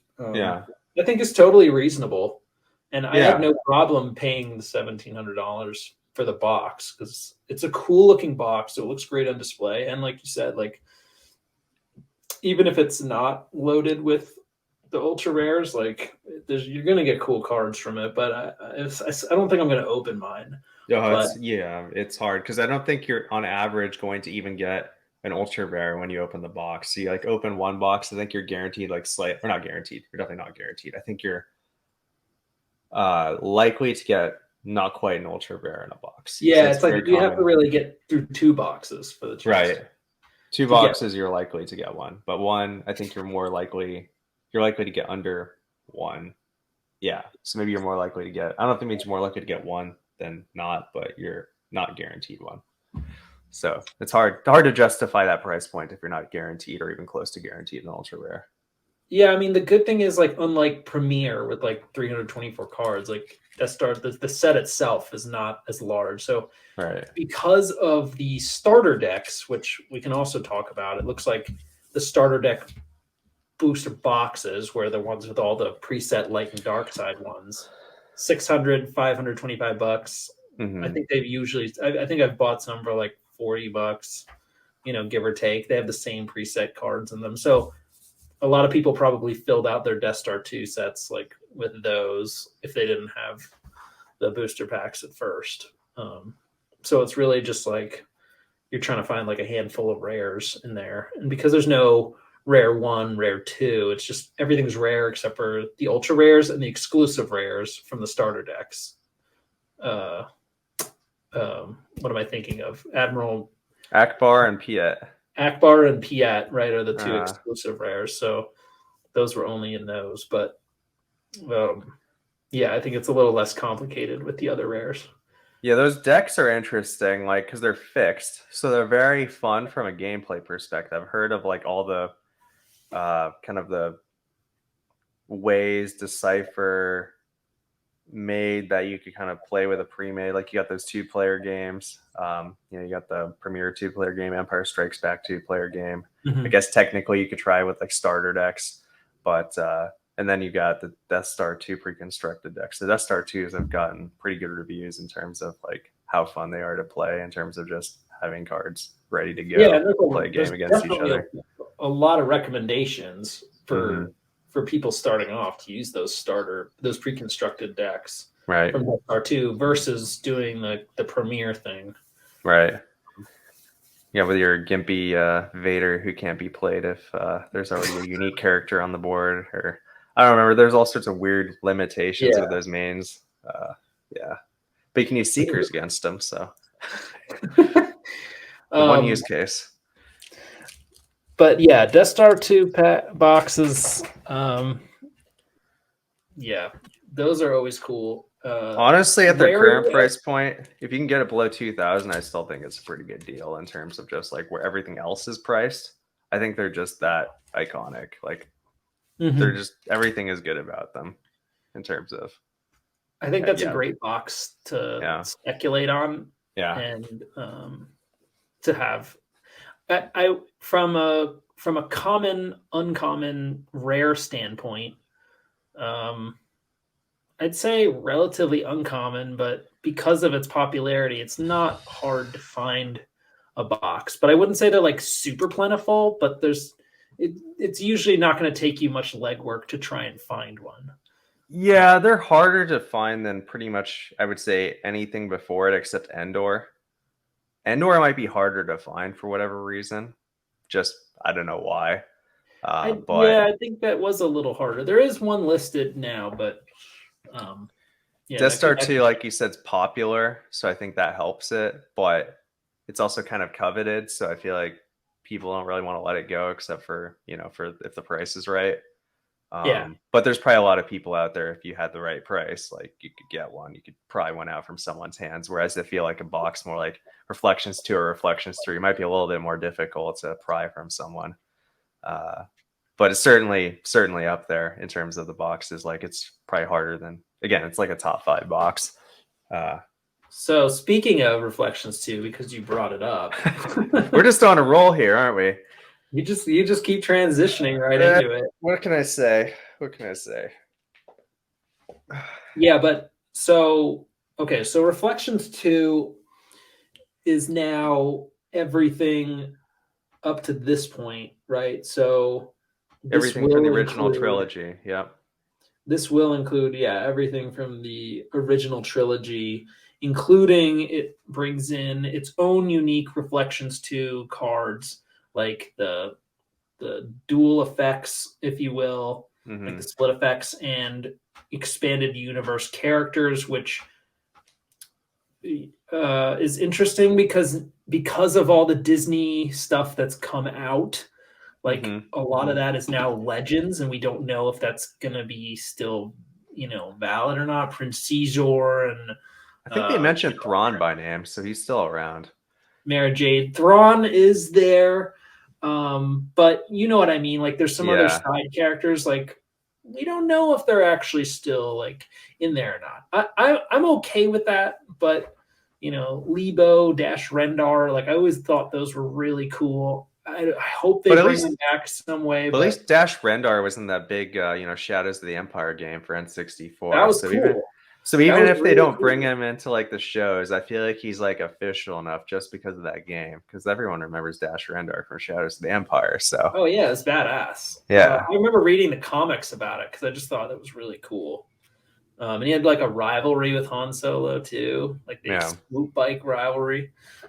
So the boxes, like you were saying, like I don't own one myself. It's something I had eyed for a long time, but like you said, they don't come up for sale very often. If there is, there's usually one listed for a long time. There was one listed for a long time. Somebody pulled the trigger on it, dropped a pretty penny on it, no doubt. Paying, I feel like they're like actually $3,500. I feel like they're actually rarer than Reflections 3, which is odd. I don't know why, but I feel like they come up less often than Reflections 3. I feel like Reflections 2 is actually the box of all the English boxes that comes up the least often. I would agree. I think for a while, Reflections 2 had just been, I mean, it's under the price point of it. I think because Reflections 3 just has the potential to literally be anything in there. Yeah. But Reflections 2, you have to keep in mind, it says in the back of the pack that they include Japanese cards. And I Oh yeah. had for the longest time, Yeah. I had like, I don't know, a few Japanese cards. And I was like, where did I get these cards from? I was like, I don't remember buying them. And then it was like, oh, these Hoth Japanese cards are from Reflections 2. So there was something that really like occurred to me from opening these Hoth Japanese boosters was, everybody talks about the Rebel rare and Imperial rare imbalance. And that is definitely the case. As you saw, we had opened 10 Rebel rares and 2 Imperial rares. So, yes, that imbalance is definitely in play. But they were talking about how the Rebel uncommons are harder to find than the Imperial uncommons. But when we opened the packs, they were dead even every time we opened them. 2 Rebel, 2 Imperial uncommons. So it wasn't an issue with the Japanese Hoth boosters itself. What had happened was they must have had overprinted them, with the sheets or whatever, and threw some of those extras and reflections too. So like we've seen Japanese premiere rare hits that people have gotten out of Reflections 2 packs, whether that's through Hoth or Premiere or New Mm. Hope. So people have gotten some crazy stuff from those packs. And that's what makes Reflections 2 like super wild in my mind, because I'm like, I could like the cards I'm missing for my Japanese sets could be hiding in a Reflections 2 box, and it might be better to get it out of that box than the actual goddamn Japanese box. You know Well, what I mean? Kyle. Because they're gonna put rare stuff in there or weird stuff. So like, Millennium Falcon Matt had pulled, Luke Skywalker, Commander Luke Skywalker from Hoth, Japanese, like also pulled from Reflections 2, like crazy stuff. It's like mind blowing now, but like at the time was probably like, oh, that's cool. Yeah, I mean, I guess you get usually one in each pack, so the research into it probably be quite expensive at this point because that'd be Oh what my over God, yeah. $100 a pack you're basically looking at now. But if you think about it, Uh, it makes sense. yeah, I mean compared to buying Japanese Hoth, although I guess you'd have to hope you get the Japanese or sorry the Hoth in it as opposed to like Japanese New Hope, which is much uh, less pricey. Uh, for the non-Japanese, non-premium, so premium are the Reflections 2 combo and alternate universe, like or expanded universe, what do they call it? Cards, and then the foil cards.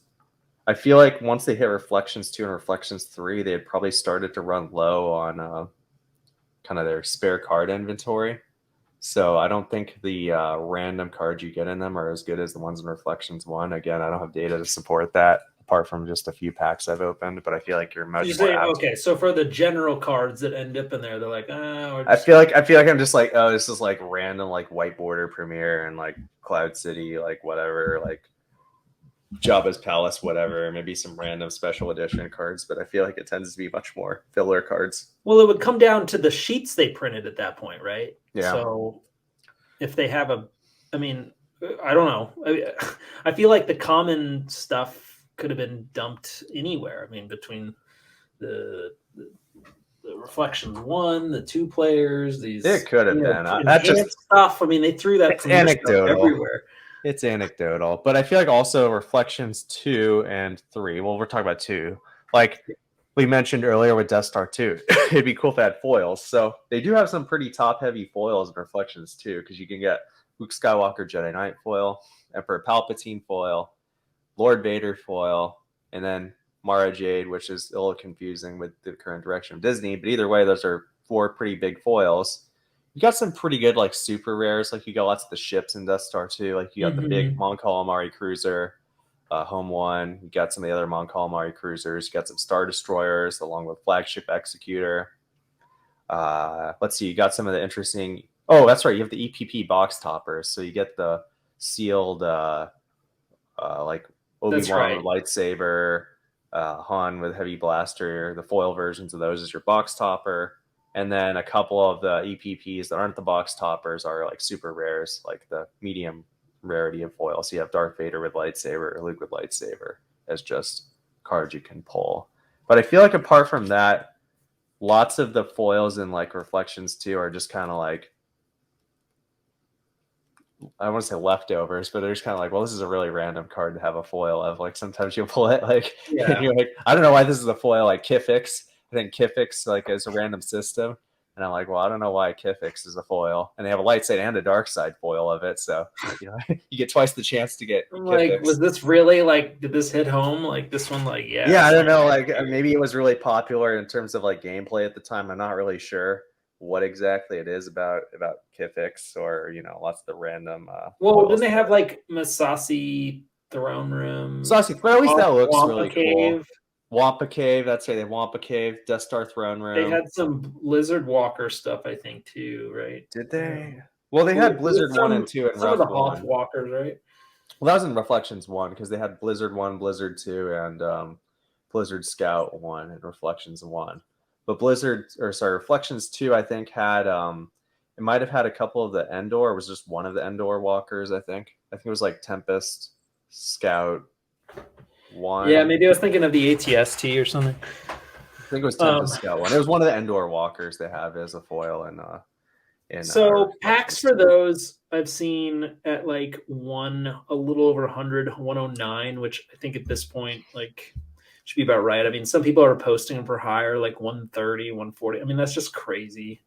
I almost feel like it's insulting at that point. If you open them, it's like Andy says, Andy Talag, you're basically just burning money if you're opening them. I mean, well, you as can an open expert in that field, as the resident expert who's been burning more than anybody else at the moment, yes, I feel that. Yeah. And he's probably laughing about that. But at the same time, it's like, if you want that, that excitement, like, gonna have to cough it up, and it's becoming more and more of a luxury to do that. For a lot of people, that's gonna stop them. And the boxes themselves, I mean, 3,300, $3,400. I mean, is that high? Is that low? Is that right? I still think it's kind of low for what it is, even if you're not going to recoup your money by opening them, just because there are many theoretically very desirable cards you could get from it. The boxes are very hard to get. I think that really contributes to like the most. Again, it's just a very difficult box to find. Like I very rarely see them offered up. So I think as people try to get these, it's going to be one of those boxes that's kind of like Japanese Hoth. It's just very difficult to get. And I think one thing it has over Japanese Hoth is I think the mainstream appeal of the cards you could get in here is much more appealing to the average person, being both foil and having the potential of Luke Skywalker, Jedi Knight, Lord Vader, and Palpatine cards in there. Yeah, you can even get your hot Japanese in here. So it's like you got a little bit of potential in there. A little mini hot Japanese box. I know. It makes me intrigued about the experiment. I think this would have been an easier experiment, 20 years ago.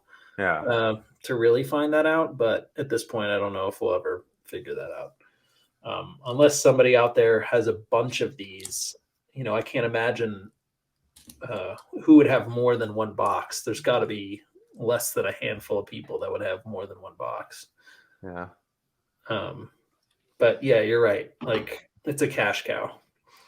I think from a box speculation point, it's definitely a really strong box for that. It's definitely one of the strongest boxes to speculate on. If I were to pick a box, to say long term, like this will keep or climb in value, it would be that box. As much as I really want one and I don't want to pay up the ass for it, like I forget if it was I get it. Like I forget if it was Cam. I feel it was either Cam or Matt, or maybe it was Andy. I don't know. One of those folks. Maybe it was Greg. I don't know. One of them, I feel like, said they wouldn't be too surprised if eventually Reflections 2 is more expensive than Reflections 3 just because of the cards that are in it.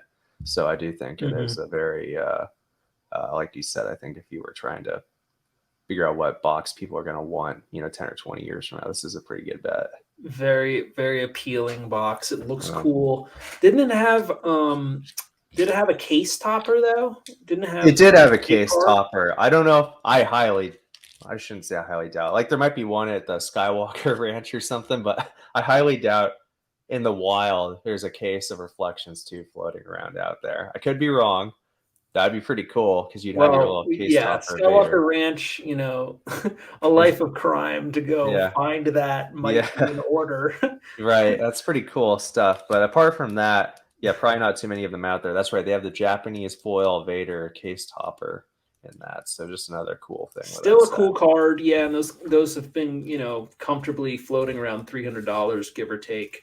Yeah. Um, yeah, makes sense. I'm trying to think. Pretty sure I have one. I don't have one in a sealed plastic. Yeah, I got a few of those. I think they're down a little bit, but those are certainly another cool card. All those sealed toppers are one of my But I favorites. will say they weren't that expensive for the longest time. I think they were undervalued for a little while. Yeah. But, how many people are going to need or demand more than one? Some people, but most people Laughs be like, "Oh, I nervously. got one. I checked the box. It's gone." I may have more than my fair share of them, but I enjoy them. I Gotta mean, well, someone's maybe if got you get, because they're in the packs and on top of the boxes, maybe it's harder to get a 10 of those, from a grading standpoint. actually they are very difficult to grade because the sleeve, I think the plastic kind of wears at it over time. So in some ways it's probably better just leave them sealed because if you break it out, highly unlikely it gets better than an 8. I think there's like a couple of 9s in the pop report right now, but Right. you're probably going to get an 8. Most So likely. again, if somebody did have a 10, then that would be quite a Oh, coveted. it would. Yeah, certainly. If they got a 10, PM me if you see this video and we'll work something out. for something, yeah, for a box that's highly coveted, for a card that's highly coveted, Yeah. and for a travel experience of that card that is very likely to not be a 10, it would be incredible. Yeah. But anyways, so yes, if you can get a Reflections 2 box, get it. It's badass. It looks great on a shelf. I would love to have one. I have not coughed up the money for it. I probably should have done that when it was back in like Mm-hmm. $800 or so. So forever I will regret that. Okay, so after Reflections 2, Tatooine comes along, right? Not a super popular set, not a very big set. It did have some interesting cards though, because it brought in some Tatooine from episode 1, but also Tatooine from episode 4. So it kind of had like, it almost like picked into like the A New Hope premiere world a little bit with some of its cards, while introducing some new elements like pod racing and stuff that apparently is not that popular from a play standpoint. But it did also introduce alternate images. Well, the pod racing was broken at the time. I believe that's why they essentially eroded it with the shields because it was pretty abusive. But one of those things that towards the end of Decipher's, just kind of broken. Rain, they're like, well, maybe this wasn't such a good idea. That's okay. But they tried something, and it was fun. Well, not if you're playing against it. Then it probably wasn't fun. But if you were playing it probably was fun. The pod racer comes out, no doubt. That is really cool scene. Like 1999, watching the theaters, pod racing. Like, what is this raw, wild engine thing?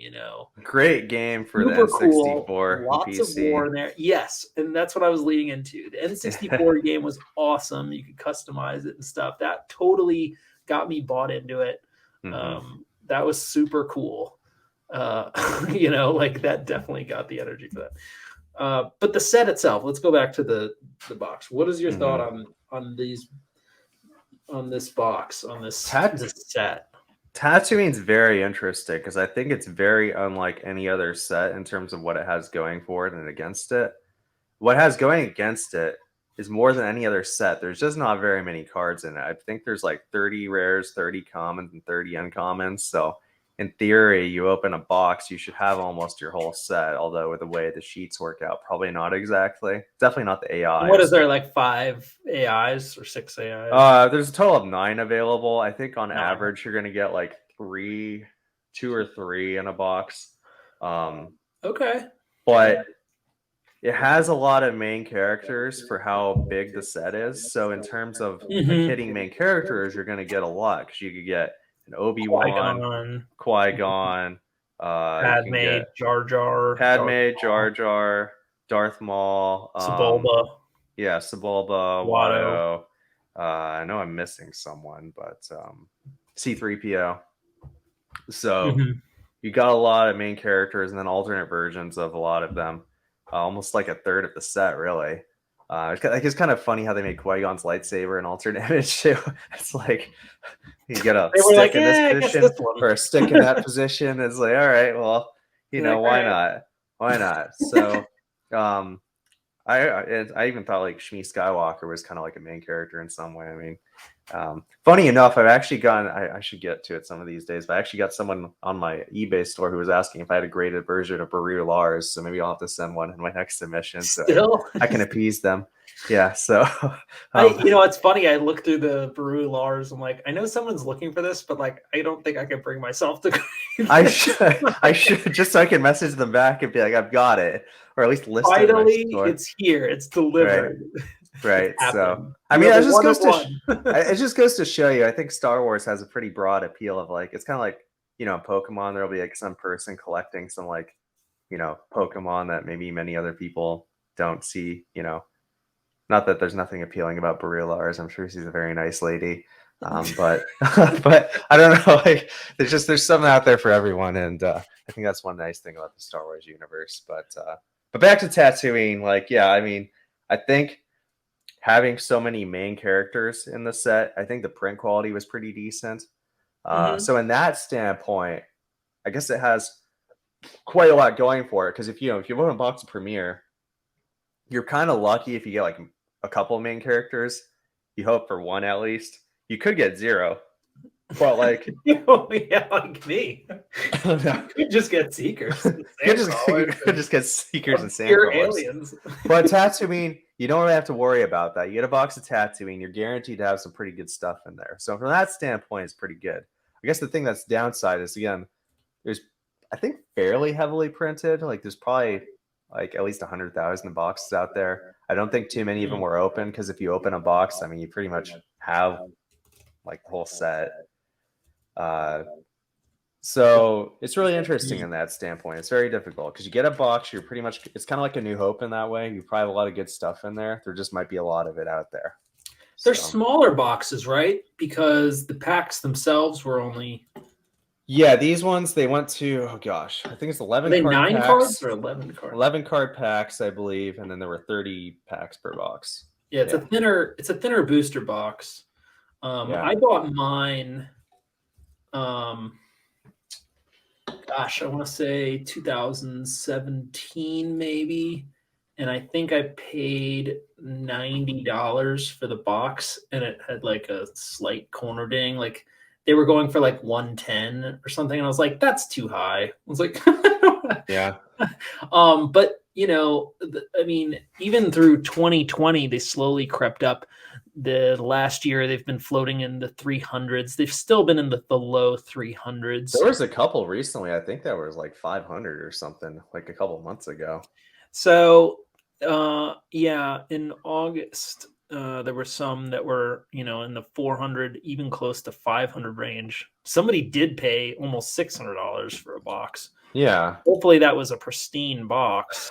Because I think that's overpaying for it completely. At the moment, I think it would be. Like I could see long term just because again of how many good cards you get in a box, most likely. I could see it doing that. It's just at the moment, if you had $600, I feel like you could do more with that. I think long term it'll still work out, but I mean, you could say that for, a lot of things you believe in. But you were asking about, well, I guess the group earlier we were chatting in was like, oh, if we were to open a box, what box would be open? Like Tatooine would be on my radar to open one because like there's a good chance you can get some cool cards in there. I'm like halfway through a second set. Like I have a complete AI set and all that stuff, but I was like, I had enough that I could start another one, and it wouldn't take a lot to complete it. I mean, We'll keep it interesting. I guess the only downside is as you open it, the commons and uncommons are basically just going to be like a repeat every pack. But I mean, when you're opening mhm. packs, you aren't really like, I mean, most of the time you're just kind of glossing over them anyways. But at least they look kind of cool. You got lots of those Jedi cards, like a Jedi's concentration, a So Jedi's here's what's good about it, though. resilience. Here's what's good about it, though. So Yeah. for people that are trying to sell bulk cards, um, repacks, stuff like that, it does get more exciting when you have some episode one commons and uncommons in there. And I mean, obviously that could be said for Coruscant and Theed, which we'll get into as well. But when I see episode one stuff in bulk, like that is more exciting because like you just don't see them as much as you do the other ones. So it's a nice variety to add in there. So as I'm putting together like bulk boxes of stuff I just have, like I try and call out some episode one cards just to keep it more interesting, because a lot of people didn't naturally like collect those when they were younger. Like they almost like kind of printed them. I don't know who was actively going for them at the time, but definitely a smaller audience for sure than before the pre-Reflections 2 era. I feel like that definitely changed. But yeah, for $300, $325, like I would definitely get another box. Tatooine, yeah. I mean, at that price point, it's pretty similar to Cloud City. And I think, if you open a box of both, you kind of expect the same sort of caliber of hits. So yeah, I think it's good price for Yeah, that price point. individual booster packs I see listed for like 19.99. I mean, if there's 30 packs and it's Yeah. $20, it's $600. Yeah. So someone would be making money off that box per Yeah. se, but maybe I'd spend $16 or $17 a booster pack, because the booster Right. packs themselves look kind of cool. I mean, they do have Luke Skywalker on them. They do have that sunset. Like the artwork is a little different. Yeah, I was always confused, like, as to what they were trying to do with this set, because it feels like part of it's tattooing and part of it's kind of like, I don't know if they were, I heard at some point there was like a Skywalker set they were going to do, and this kind of got merged with it, because it's like, it feels like they kind of had part Jedi stuff and then part episode one Tatooine stuff. They're like dabbling, like not Yeah. quite sure. Yeah, although it seems Well, like some of this Tatooine stuff even got leaked. I guess we'll talk about Coruscant next. But like Coruscant had like the Jawas, which is really strange because there's no Jawas on Coruscant. So I feel like with episode one, they just were kind of, I don't know, figuring out what they were doing there, getting their footing on the ground. so do you want to go into Yeah, Coruscant? there were these natural segues here. Coruscant, right? So that's another box that looks very cool, just like Death Star 2, because Death Star 2 is a very blue box. Coruscant is a Mm-hmm. very, or sorry, Death Star 2 is a very red box. Coruscant is a very blue box. So it looks very nice.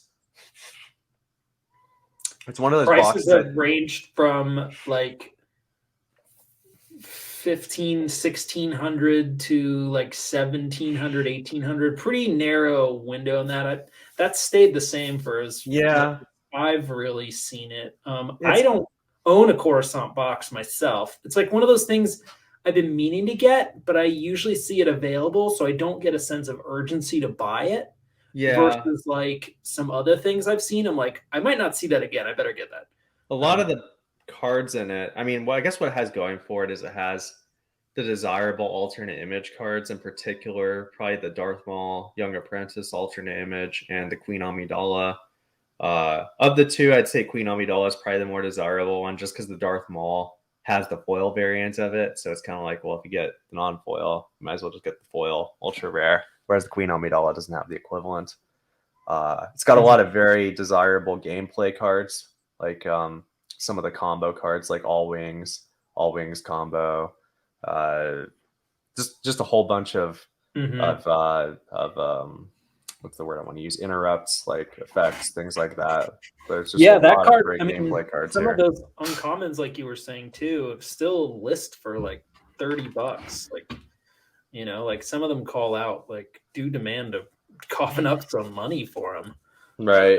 That combo you were talking about is generally listed between 65 and like $80. Like, Yeah, it's a desirable card, and yeah, like So I imagine most of the people cracking, Coruscant boxes are not cracking it for gameplay cards. Although, I mean, you could do it that way, certainly. I guess with the way prices are going, like that's probably one of those things where the players may be driving the prices because it's not really the sort of thing a collector probably is not on their top, 10 or 20 or probably even 50 cards to have a PSA graded all wings combo. I imagine, if I mean, maybe a player would just want like because it's such a special card. They're like, that's won me so many tournaments. I just want a graded version of that. But probably uh, less likely than other cards. Maybe that'll happen someday. But Yeah, I mean, so this set introduced politics. It did have oh yeah, yeah, that's AI. right. Senate Um, decks. Yeah. so it had like different senators and that kind of political arena stuff. Um, some of the cards are kind of cool, like just from like a reading the lore kind of standpoint. But Yeah. um, other than that, like I had bought a complete set and then like forgot about it. Like I just needed it, and that was that. I have some unopened booster packs, but I don't have a box of it. It's just one of those things I need to get. But I think it's $1,700. I mean, would you say these are common, uncommon, rare, harder to come across? Like, what is your sense Uh, on like a population standpoint? And do you think that price point is about right? I think it's about right. I don't think it could go up much more than that again because I think it's competing then with say like Death Star 2 or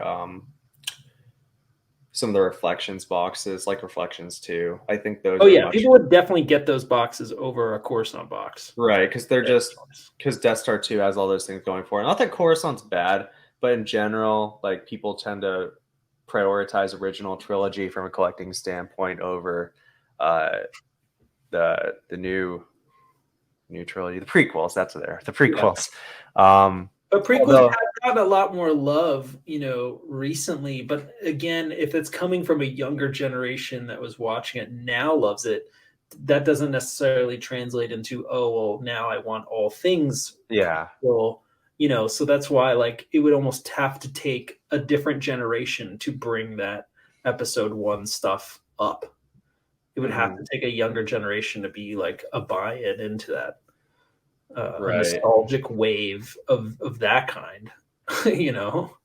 Yeah, it's although one thing, yeah, Coruscant's a bit bigger set too. So it's 60 cards per slot, I believe, instead of 30. So I think it's twice the size of Tatooine, if my memory serves me correctly. Okay, yeah, Um, it is a big box, right? well, the box is the same size. It's just there's more possibilities of cards you can get.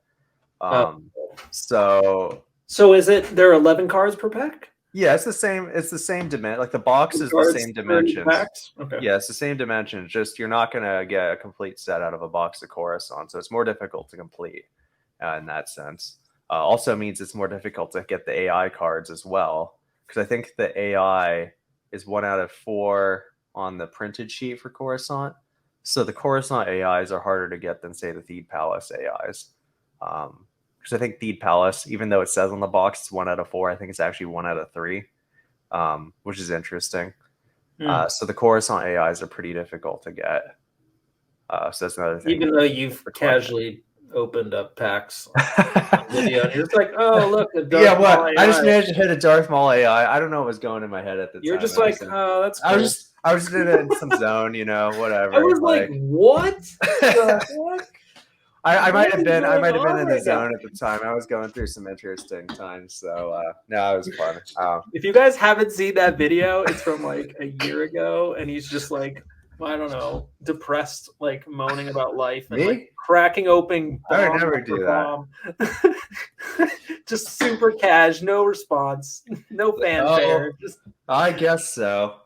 No, just that's good. winning in the dark. Just me in my basement dwelling, like a true Star Wars fan. Yeah, I mean, from a nostalgic standpoint, I can't say that Coruscant really speaks to me. It's Um, just, I think one of the things that's funny though that has going for it in terms of box, the box itself looks nice. Like I think it just stands out. Like it's got cool artwork. Um, mhm. Cards in it could be valuable, harder to pull.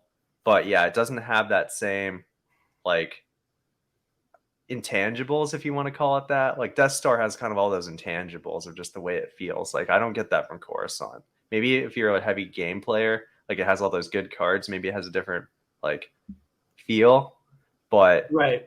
I just don't get the same vibes from They Coruscant. are nicely printed cards. Like this was definitely at a Yeah. point where Decipher finally figured out how to print really nice, clean looking Mm-hmm. cards. So like from a quality standpoint of the cards, like they're really good. Yep, these are good. I agree with you. Even better than Tatooine too. Like they've really kind of hit their stride here, which is unfortunate because like if they had kept making, I mean, we could have had Right. some great quality cards. Anyways, okay, so after Coruscant came Reflections 3. So, Reflections 3, some people call that the granddaddy of all the sets. Because it's funny how Reflections evolved, right? Because Reflections 1 had the foil card with like 17, I guess you call them random, although they were kind of distributed through certain sets, but 17 other cards. Reflections 2 had the foil card, usually a Japanese card, and then it would have, did it have two premium cards or was it just one? It had a combo card and then an alternate universe card. Is that Yeah, right? yeah. Okay, so that's two of them, right? So then you have Reflections 3, which has your foil card, and then I believe it had three premium cards. I think it was either three or four. I think it's three. I think you're right. I think Yeah. it's three. We have the technology. We can look this up. But I'll give you the prices while you look that up. All So right. 2021 prices here. I mean, now this is only when they started tracking it, right? But between like 3,900, early 2021, creeping into 2022, like 43, 4,400.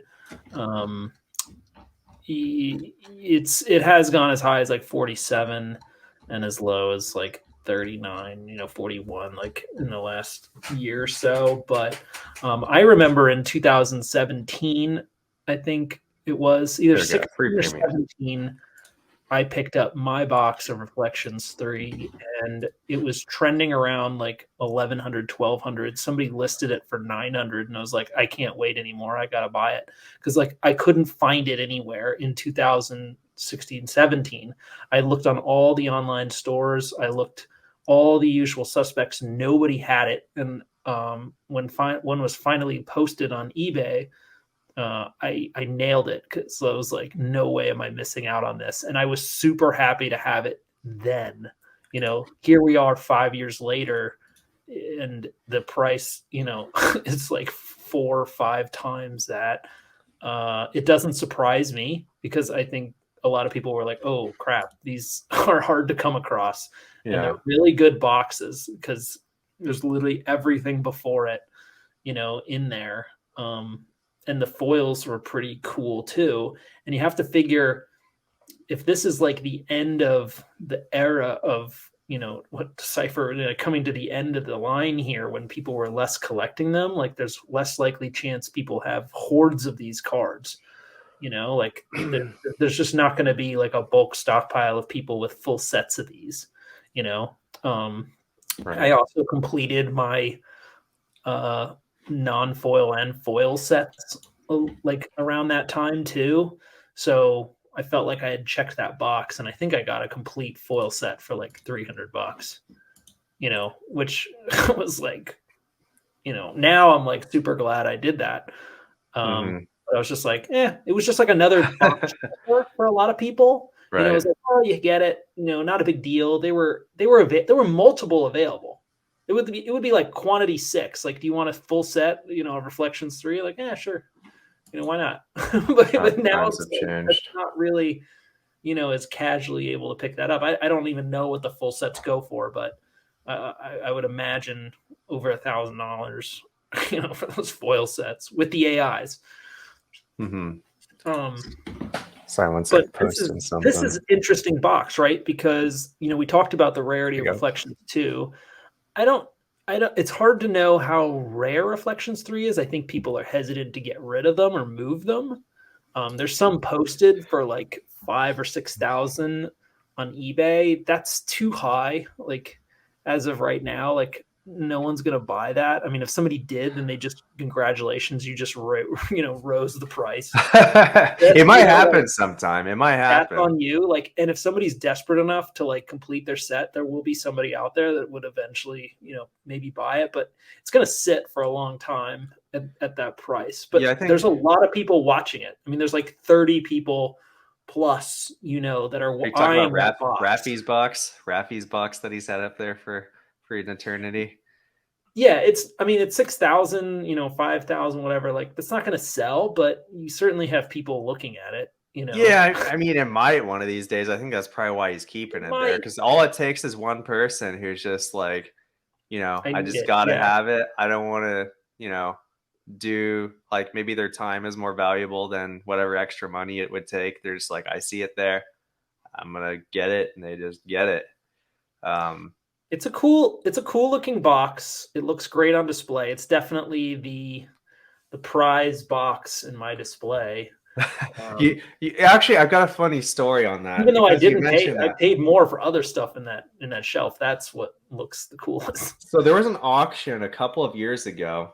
This was in, I think, 2020, and it sold. There was a Reflections 3 box someone was auctioning early 2020, and I just really wanted it. This is why I mentioned that. Think about whatever price. So they were just auctioning it, and I just really wanted it. I didn't want to talk to anyone because at the time I was just not in the mood to talk to anyone. I was just like, I just want this box. So I put the price at the auction as like, I don't know, some obscenely high amount. I think it was like Like you were bidding on it? You're saying? yeah, I put it at like I think $4,500 at the time, which was like an absurdly huge number for it.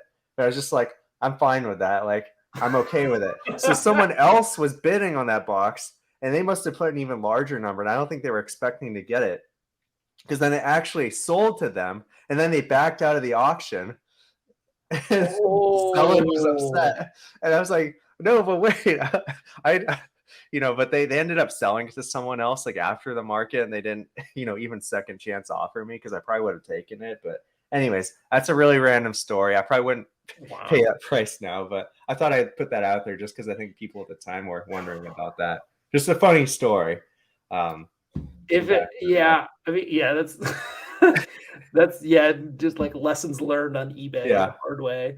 yeah. Um, I, I would say, I mean, I'm glad I have it now, but if it were sitting for 4,500, like, there's absolutely nothing in there that's you're gonna recoup even close to that. You're really just Yeah. speculating on the box at this point. I mean, yeah, like what's the biggest hit? So there's 200 foil cards in the set. There's Luke Skywalker 100, Jedi 100, Knight sorry, foil, 100. No, no, or is no. that Reflections too? That's Reflections too. There's 100 foil cards in the set. Oh, it's episode 1 super foil. So Darth Maul Young Apprentice AI foil, right? Yeah, I'm just trying to think in terms of the foil sheet, because I know there was someone did the math on the foil sheet, and how many, um, you know, packs you'd have to open to get a foil. I think it was like 1 in 200 packs, so you'd have to open roughly like 6 or 7 boxes to get a Darth Maul Young Apprentice foil. So your odds are not very good in one box of getting that, which is probably by far the biggest hit. And there's 18 cards per pack. Correct. It's also 18 cards per pack. You get 3 premiums and 1 foil per pack. Lots of good premium cards, though, both in terms of collecting and gameplay perspective. Because you got all the shields, which are still used in gameplay. Defensive shields. Yeah, that's right. The defensive shields, which basically changed the way the game was played at the very end of Decipher's reign. Right. They still are used today with some sort of slight modifications to how you play them. But well, it's the only way they could kind of correct old cards without entirely new edition or set, which you've heard from some of the other like creators of other things. They're almost like, if you create another edition, you kind of lose the whole ship. Yeah. But at the same time, like it almost needs to happen, to kind of clean up the stuff that didn't quite work right or the broken stuff, right? Yeah.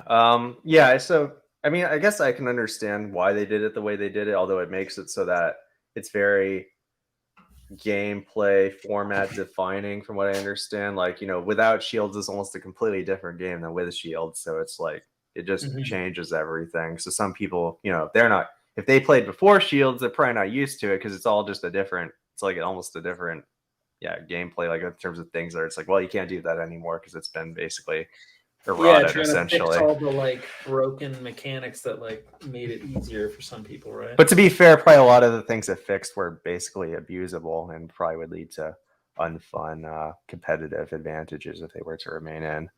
I guess that's why it's good there's the players committee that still, can keep the game evolving in terms of good gameplay mechanics. But yeah, in terms of Reflections 3, you have all those, also the maintenance cards. So you got like that Boba Fett Bounty Hunter, which is probably also, I'd say, in terms of collectability, the most desirable Oh yeah, premium card.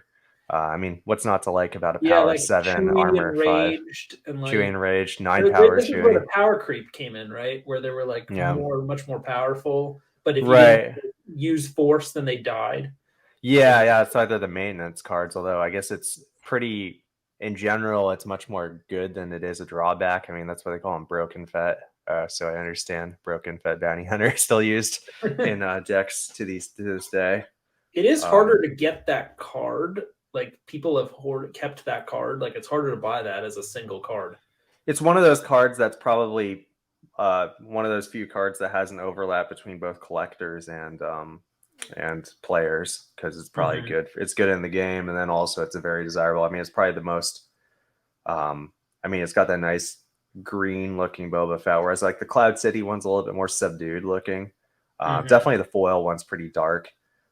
Special edition's a little bit like zoomed out. So in terms of just like the artwork of Boba Fett cards, is probably the best one. So. Well, and it's the most powerful, right? Yeah, it's the most powerful. I mean, you see it's like, oh, Power 7. Like, what a badass. You're like, whoa, this guy's a beat. I mean, Power 7's ridiculous. Power 7's ridiculous. It really is. It's insane no matter how you look at it. That's why you gotta pay force to keep him around. So did Reflections 3 have Japanese potential cards in there? I don't think it did. Reflections I could be wrong on that, but I don't think it did have Japanese cards. I don't recall pulling any Japanese cards from there. Maybe they just funneled them into Reflections 2 and cleaned out their supply there. And again, it has the same phenomenon as Reflections 2, where a lot of the like main character foils are just like, well, this is a really random card, like Harvest, Dioxys, things like that. You're just like, well, that's random. I feel like it has even more of those. I think it has even more of those than Reflections 2, if I recall. So you're really going to get some really odd cards at times. Like Queen Amidala's Starship, Terror, whatever. Oh yeah, well, some of those are cool. They did a lot of the foils of the Reflections 2 premiums, so the extended universe cards. So a lot of them are those, which is, I guess I could kind of see why they did that. But yeah, some of them are probably in hindsight, maybe side characters. Some of the Jedi from Coruscant. Oh yeah, like Mace Windu, well, Qui-Gon, Master Qui-Gon. Those are cool. I mean, you can't deny those aren't neat. But they didn't do all of them. Like, I don't think they did like. No, they did like select ones. Jedis. Yeah. Like Supreme Chancellor Valorum. Yeah, I mean, why wouldn't you want a full version of Chancellor? Who doesn't want a failed Chancellor? You have a vote of no confidence. So a crazy box, if you have one, congratulations. If you want one, I feel your pain. But from a speculation standpoint, price point, it doesn't surprise me because I think, if it were at $3,000, that would get scooped up very quickly. Yeah, it's one of those things where I feel like it appeals to more people. Like, that's why I'd have a hard time dumping even like 6,000 or 7,000 on a Japanese Hoth, because like for that much money, I could almost get like 2 Reflections 3 boxes. And I feel like if I ever wanted to move out of a Reflections 3 box, there's a lot of people who'd want that. Whereas with Japanese Hoth, there's like, maybe a handful of people at most who'd be interested at that price point that it would be demanding. Well, even if they are interested, I mean, that's a lot of money to cough up. It is. Asking for something that's just going to sit, like, I'm not saying don't spec on it, but I would feel much more comfortable from an investing standpoint or from a speculation standpoint with the Reflections 3 box, the Japanese Hoth booster box, because I think it'd be harder to move. Whereas a Reflections 3 box probably wouldn't be as hard to move. Now, Granted, the same ones have sat for a while, but I think that's just because they're pushing the price envelope of what people are willing to pay for, especially now. But as the economy shifts, as people come with more spending money or more willingness to dive into these things, it wouldn't surprise me if somebody was just like, I just really want it, and they're going to buy it. And then it won't be available anymore. And then everyone's going to be like, oh, wait, where's the Reflections 3 box? Now I want one. And then when one pops up, it'll get scooped up because they're worried they're not going to see it again and stuff like that. It's happened to me. I've done it. I did it with the tournament foils. I've done guess it with other boxes, other cards. I agree with you. I think what the difference is, because you could say that about Japanese Hoth too, because if Japanese Hoth box comes up, it may even be more that way, that it's not going to come up for, I don't even know when the next time I could even reasonably expect it to come up. I'd expect. Well, the difference is we know who's holding on to them, and they're like retailing of whether they're going to keep it or sell it. So it's like, if the time. That's true. It's just with Reflections 3, I feel like there's just many more people who are vying to buy it. I think even if they were at the same price point, I still think there's much more appeal to Reflections 3 box, just because it kind of represents the pinnacle of collectability as far as most people are concerned with English versions, whereas Hoth is just much more niche. Like I don't know. Maybe it's just a vibe check thing. It's just, to me, it feels different, right?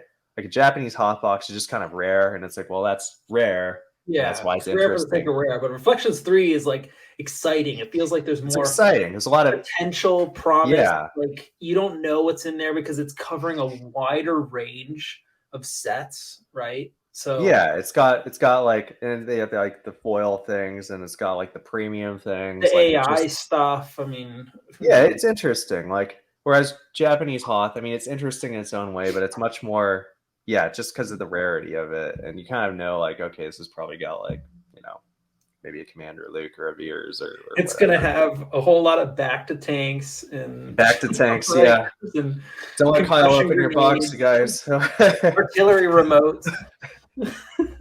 Planet Defender Ion Cannon. Defender Ion Cannon, as Andy Talaga likes making fun of me for. That's another story.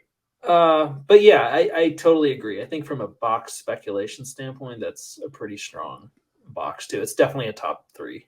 Definitely top 3. I agree. So final set here. Here we go. Theed Palace. Theed Palace. This was I don't own a Theed box myself, although I've seen them. It looks like the prices have ranged from 1,000 to 1,300. I mean, some have crept to 15, 16. But yeah, I'd say like 1,400. Like it's probably about right. Okay, I would pay that. I don't know. So with the last box Decipher made, I don't know if rarity wise it was less printed or more printed than Coruscant. I suspect maybe slightly less, if anything.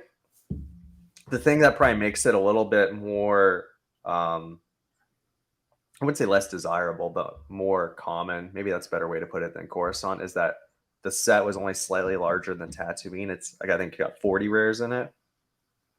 The AIs are also slightly easier to get because they're printed 1 out of 3 instances instead of 1 out of every 4. So because of that, Theed's a little bit easier to get the cards. So that probably drove the prices down a little bit, just because you get more of pretty much what you're expecting out of a box than out of a box of Coruscant. Like Coruscant, it's got a lot of very useful gameplay cards.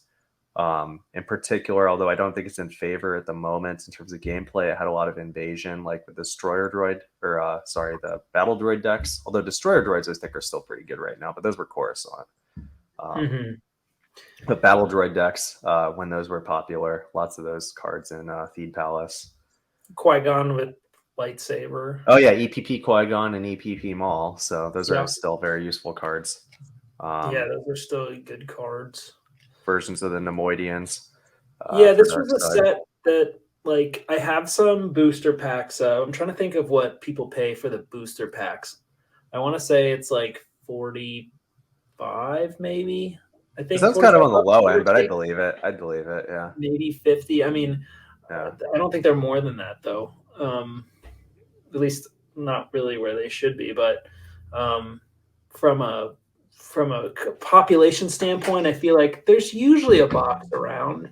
I wouldn't say they're like gladly plentiful, but Yeah, it's easier to find than some of the other later it's boxes. probably slightly easier than Coruscant, if I had to guess. Coruscant's a little bit more difficult just because, again, it's harder to get the cards just due to the size of the set. So I think it's a little bit more rarer and maybe more open when people are trying to get them.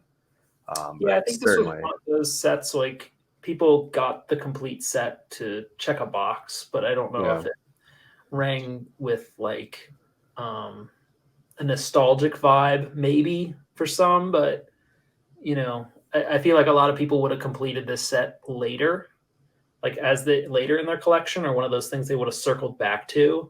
I don't know if it's something everybody would have had completed by 2001. Like I don't know many people that would have done that when it came out. right. Because this is at a time where now things are like stupid cheap as they find out the license is going away, right? Like Yeah. it's right around the corner, but I like the set. I mean, I got a complete set and then just kind of forgot about it. Just haven't really circled back to it. But if $1,200 is the price of the box, like I think that's good. If 1,200. I if I could buy it for like 1,000, like yeah, I'd definitely get it. 1,200 still probably. I mean, I think it's still a good buy at that price. It's probably about the right price relative to like say if Coruscant, where it's more like 1,500 ish, and then like mid to high 2000s, and Death Star was closer to like 2,000. I think that's probably about right in terms of what it's got. It does have the alternate image cards, which I think will always be a collecting staple. So I think it's got that going for it. Um, Lots of good gameplay cards as well. Kind of a rarer box because it was towards the end of Decipher's print run, so I don't think there's that many of them that were made. Yeah, I mean, when you compare the Theed Palace prices to like an Endor box, they're very similar. Mm-hmm. Between Theed and Endor, which box would you rather have? Ooh, that's rough. I mean, Endor is interesting because it's such a small box. When you get it, it's kind of diminutive. It doesn't feel Yeah. like much, but it's very unique. It's very bright green. Gosh, that's really like apples and oranges there. I don't know. I might. So if I were just getting one of every box, maybe I'd go for the Endor first. But if I were trying to get multiples, I'd probably go for the Theed, just because Endor. Hmm. I think Endor in and of itself doesn't really have anything. Like you open a box of Endor, I'm not really sure what you're hoping to get. It's more just The for the box foils, itself. like the rare foils, maybe. Maybe, but the hit rate on those is horrible. You're going to get 3 of them per box on average, I believe, because one every 9 packs is substituted for a foil. And then, they have the common foils, the uncommon foils, and a rare foil. Yeah, So it's very unlikely you're even getting like a general solo or a 3PO in there. Highly unlikely. that's true. I think when I completed my foils, I think those were the two that I hadn't pulled or found single like myself. Like those were like the last piece of the puzzle. Like most of the other stuff, I think I was able to pull from I just. didn't know how lucky I was as a kid. I actually pulled a Tempest 1 from an Endor pack when I was a kid.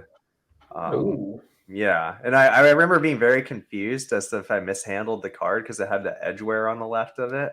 So I remember thinking like, oh no, did I get a defective foil here? But little did I know they're all like that. So just in case you're watching the video and I you don't feel want like every Endor rare is like $10, $12. Like, it's like, ugh. Like if the you're single hunting for it, it's a pain because the you're non like, foils or the just foils, the non foils. no, for the non-foils, like for the rares, Well, yeah, it's like I mean, like yeah, I you're don't know what. coughing up like a decent amount of money for a single going through that, and you don't want to like open new packs, right? So Yeah, you don't want to open Endor packs. You're not going to have a good time completing if a you do set that. with singles is rough. Yeah, and there's probably not very many Endor packs being busted open, these days. So, No. um, yeah, that's rough. That's because at the same time you have Endor, you have DS2, and like literally everybody's gonna want DS2 over that, right? Well, about a year ago, the price differential between the two was not very different. Like I think Endor was maybe like the price for that box hasn't changed much, and then Death Star 2 was just north of like maybe not even north of 1,000 at the time. Like it was about $1,000. So it's funny how that's kind of diverged over time because yeah, I mean it's like a no-brainer. If you have to open one or the other, why not just open Death Star 2?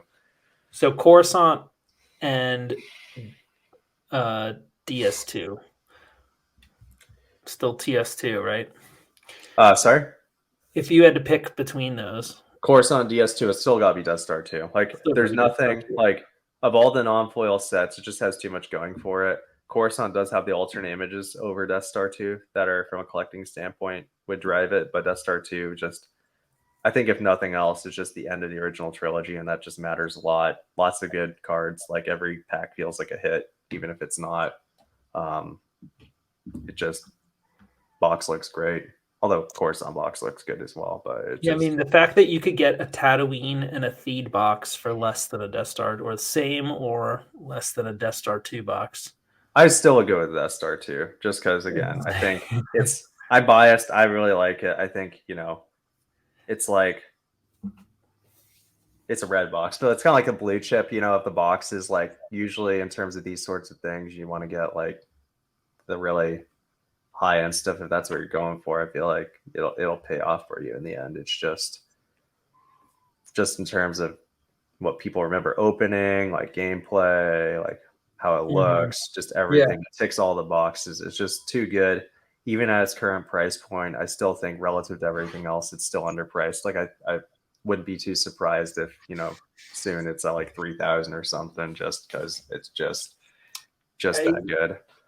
yeah, I mean, I feel like the excitement level of like the prospect of opening up something for Death Star 2 is just so high. Like it's just so Like, cool. if money weren't an object, if you're like, okay, you have to like open a box and it has to be interesting, it's probably also going to be one of the top boxes, just because it's not going to be like Premiere. I think, like we mentioned, like, you open a box of Premiere, you get a Seeker, you're like, well, that was that. I guess that's our pack for the day. I With Death know. Star 2, at least you could have something interesting. Like, usually you're gonna have something interesting, even if it's just like a side character or a random like ship, like a starship or a starfighter, like something interesting.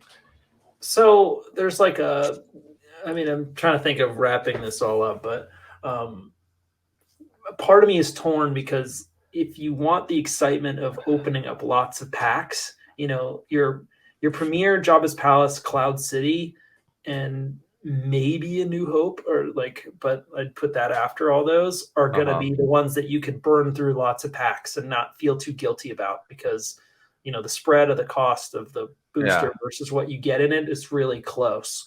Whereas you get in like the most extreme would be your reflections 2 and 3, which you're most likely, or like a Hoth Japanese booster, are definitely going to be the biggest gamble of all of what you could potentially get versus the price of the booster.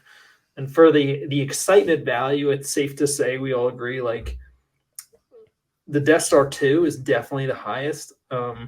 With I think for me, like a second place would probably be like a Reflections 2 pack would be pretty insane. Right behind that, and maybe Ref 3 after that, only because just like the wild randomness of it all. Um, I already know what's going to be inside those Hoth Japanese things, and it's not going to be anything that I really need. Now that we've done that, like that was kind of fun, but I would have probably had, like it would have been more exciting or more on edge, like in some ways, to have the Reflections 2 or 3 opening, even though the price point isn't quite there. It's just there's the potential of some really desirable cards from a playable and collectible standpoint, and stuff that'll stand the test of time for sure.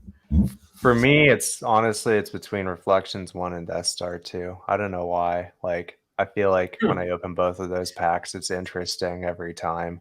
Like, Reflections 1, just because, again, you have all those cards that are usually pretty well distributed in terms of the non-foil card. And then the foil card, like, even if it's not worth much, I feel like, I don't know, just something about pulling it. And it's always like some card I really enjoyed in some way back in the day, whether like I thought it was cool to pull it from a pack, or even when I dabbled in playing, like, oh yeah, I remember this card. Like, I feel like it's got that going for it. And the Death Star 2, like we just mentioned, like every pack feels like a winner. Uh, Yeah. so those are two. I know they're kind of expensive now, but in terms of just overall enjoyment, those are probably the two. In terms of taking cost into effect, I'd say actually probably Cloud City is probably the optimal one, because it's got the nice decent amount of main characters and they're associated, I guess, ship with Mm. Slave One, but And then it's got a lot of the thematic, like red and blue cards from Empire Strikes Back about, Vader versus Luke. So it's got a lot of really nice, what's the word I'm looking for? Cinematography, if you will, in the shots. Mm-hmm. It always looks nice, even when you're just playing like a random, interrupt or effect. At least they look nice, which is more Yeah. than you can say about pulling like random swamp cards or asteroids from Dagobah in between your bounty hunters. Yeah, I'd say from like the earlier sets, I mean, Hoth is really cool, but they're like just priced out like right now where it would make sense to like go through those. Yeah. People are listing them at like $25 a booster pack, which is like enough to put on display, but not enough to open. Yeah. Um, because I definitely bought probably the least amount of those like as a kid because I kept going for like the newest, latest, greatest. Yeah. Um, but then I was like, holy crap, like I don't have any Hoth cards by the time I got to them because Dagobah is not that exciting to open with all the interrupts and effects. And Yeah. A New Hope, like is just, maybe a little more exciting than Premiere, but because you can get the mains as R2s and the R1s are just obscure characters, it almost feels like cheating in a way. Like I think they did it to have people be able to play with those cards more easily or get Yeah. them to use them, but in turn it kind of makes it so like they're not as rare. So Yeah. It makes it more fun to open, like, especially when you're a kid and you're just like, I want that. yeah, That you nice want a guy. I want name, my, you want it, they yeah. give it to you, so you get a taste of that. So from the playing standpoint, that they did everybody a favor. From a collector standpoint, it's like, all right, Yeah. So, well, that about wraps up our sealed product discussion second half, and I think we gave our second thoughts, our final thoughts on those. I think if the conversation can certainly continue, I'm sure we'll get a lot of different comments on what people think about this, or asking us on our opinion on the next purchase they want for a box, which is fine. But just know this is relative to here we are like Q4 essentially of 2022. For all we know, the economy could change. War, Christmas holidays. Next year, things could be totally different and could be seeing different bursts, and maybe none of these prices are relevant anymore. But as it stands right now, I think that's right on point, wouldn't you say? Yeah. I mean, I think things are just reflecting the world around us. And as that kind of, I mean, not there's a new pre-COVID normal, but as things, I would say, reach a new steady state and people are more secure, whether that takes, a year, a few months, maybe longer. I'm not sure. But, this too shall pass. So we'll reach a new, we'll reach a new point where things are, where people are more secure and things will go. Although I'd say compared to other hobbies, I think actually, maybe I'm a little biased, but I think things are better here than say the Outlook and say Magic the Gathering and things like that, or where the parent company isn't necessarily working with collectors very well, or like with Pokemon, which has already been hyped up and maybe has been kind of suffering from a letdown of sorts there. I don't think we've had too much, pumping, so to say, in Star Wars CCG. So I think, while there have been retraces and values, I don't think we've seen like the kind of requisite fallout that some of the other hobbies are having. Yeah, So I think it's still safe to say it's been a yeah, gradual climb with things going like this, but right. it's still trending upwards as it Yeah, and should. I mean, as more product is open, disappears, damaged, maybe, I don't know. It's just going to slowly be, we're not getting more of it. So it's a depreciating, or no, what am I thinking of? Something that becomes less of and more desirable over time. yeah, depreciating quantity. Yeah, the sealed Yeah, stuff. Yeah, and then I think people come back. Like the Facebook group's been growing year upon year. I think it's just people come back. I think that'll help as well. And yeah, it'll be a good place to be. So we'll just have to see where life takes us. So lesson here is for all you parents out there, get your kids in Star Wars CCG so That's they right. tell It's the their one true friends and they path. want to play with it and it trends upwards. This is how you create generational wealth by having them spread the good word. Let's sign off with this. I want to open this before All we right, sign off. All right. final word is Mark's going to be cracking All it right. back. Let's see it. All right. So Let's see. where did you get this from? I got this from so I donated to the Star Wars CCG Players Committee. If you're interested in Star Wars CCG, recommend checking that out and checking out their donation tiers. So I got this swag. It was actually in the poster tube. I didn't realize it was in there. They gave a tube with an uncut sheet for the donation tier I had, and there was this pack of an Alternate unlimited image series version of 1. Is alternate that image what it says? series 1, or series 1. So I don't really know what could be in here, so this will be interesting to see what we get. I'll try to open it on camera to capture this. So let's see if I do this justice here. I get it on camera. Oh, okay. What do we got here? Oh, we got the planet Jakku. So that's from the new sequel trilogy. What have we got? Cool art. And who is that? What am I seeing here? Agent Callus. Oh, Agent Callus. Oh, cool. Okay, so there you go. Another AI slip. So bringing in the Jango Fett. Ooh, nice. Very cool. They're so shiny. So is that like an alternate Django? Yeah, on the bottom. Yeah, you can see on the bottom. Yeah, alternate image. Cool. Yeah, it's cool. And then we got. It's a Seeker. No, I'm just kidding. Stolen data tapes. Yeah, it's Seeker. It found you, Kyle. It just knows how to find you. You can't escape him. Stolen data tapes. That's cool. All right, so that'd be from what was that? Rogue One. Yeah, Rogue One. Yo, Rogue One is like that is the best thing to come out since the original stuff. Like when I first saw it, I was like, this is like a 4.8 out of 5. Like I had very few critiques of it. I think they really did well with that. I love war movies. I thought they tied in the original stuff well. They had your own little nuggets in there and nod to like Rebels and like they just did lots of little stuff in there. The music was good. Felt like Star Wars. And it makes A New Hope better. Like I love watching that and then watching A New Hope right after. And I'm hoping Endor does the same for Rogue One. It's literally going to lead like 10 minutes before Rogue One. So if y'all haven't seen Endor, I'd get on that. It's a slow burn, but it's dark, gritty, adult, very intriguing, very interesting, very different. But will do. All right. Thank you all. Later. Thanks for watching, everyone. Thanks for having me on, Kyle, and hope to have more chats with you. See you on the next video when I crack open some more Seekers and Sandcrawlers. Don't curse yourself. We'll see what we can do. Too late. It's already happened. I blame Andy for all of that. It's Andy's fault. We can blame Andy.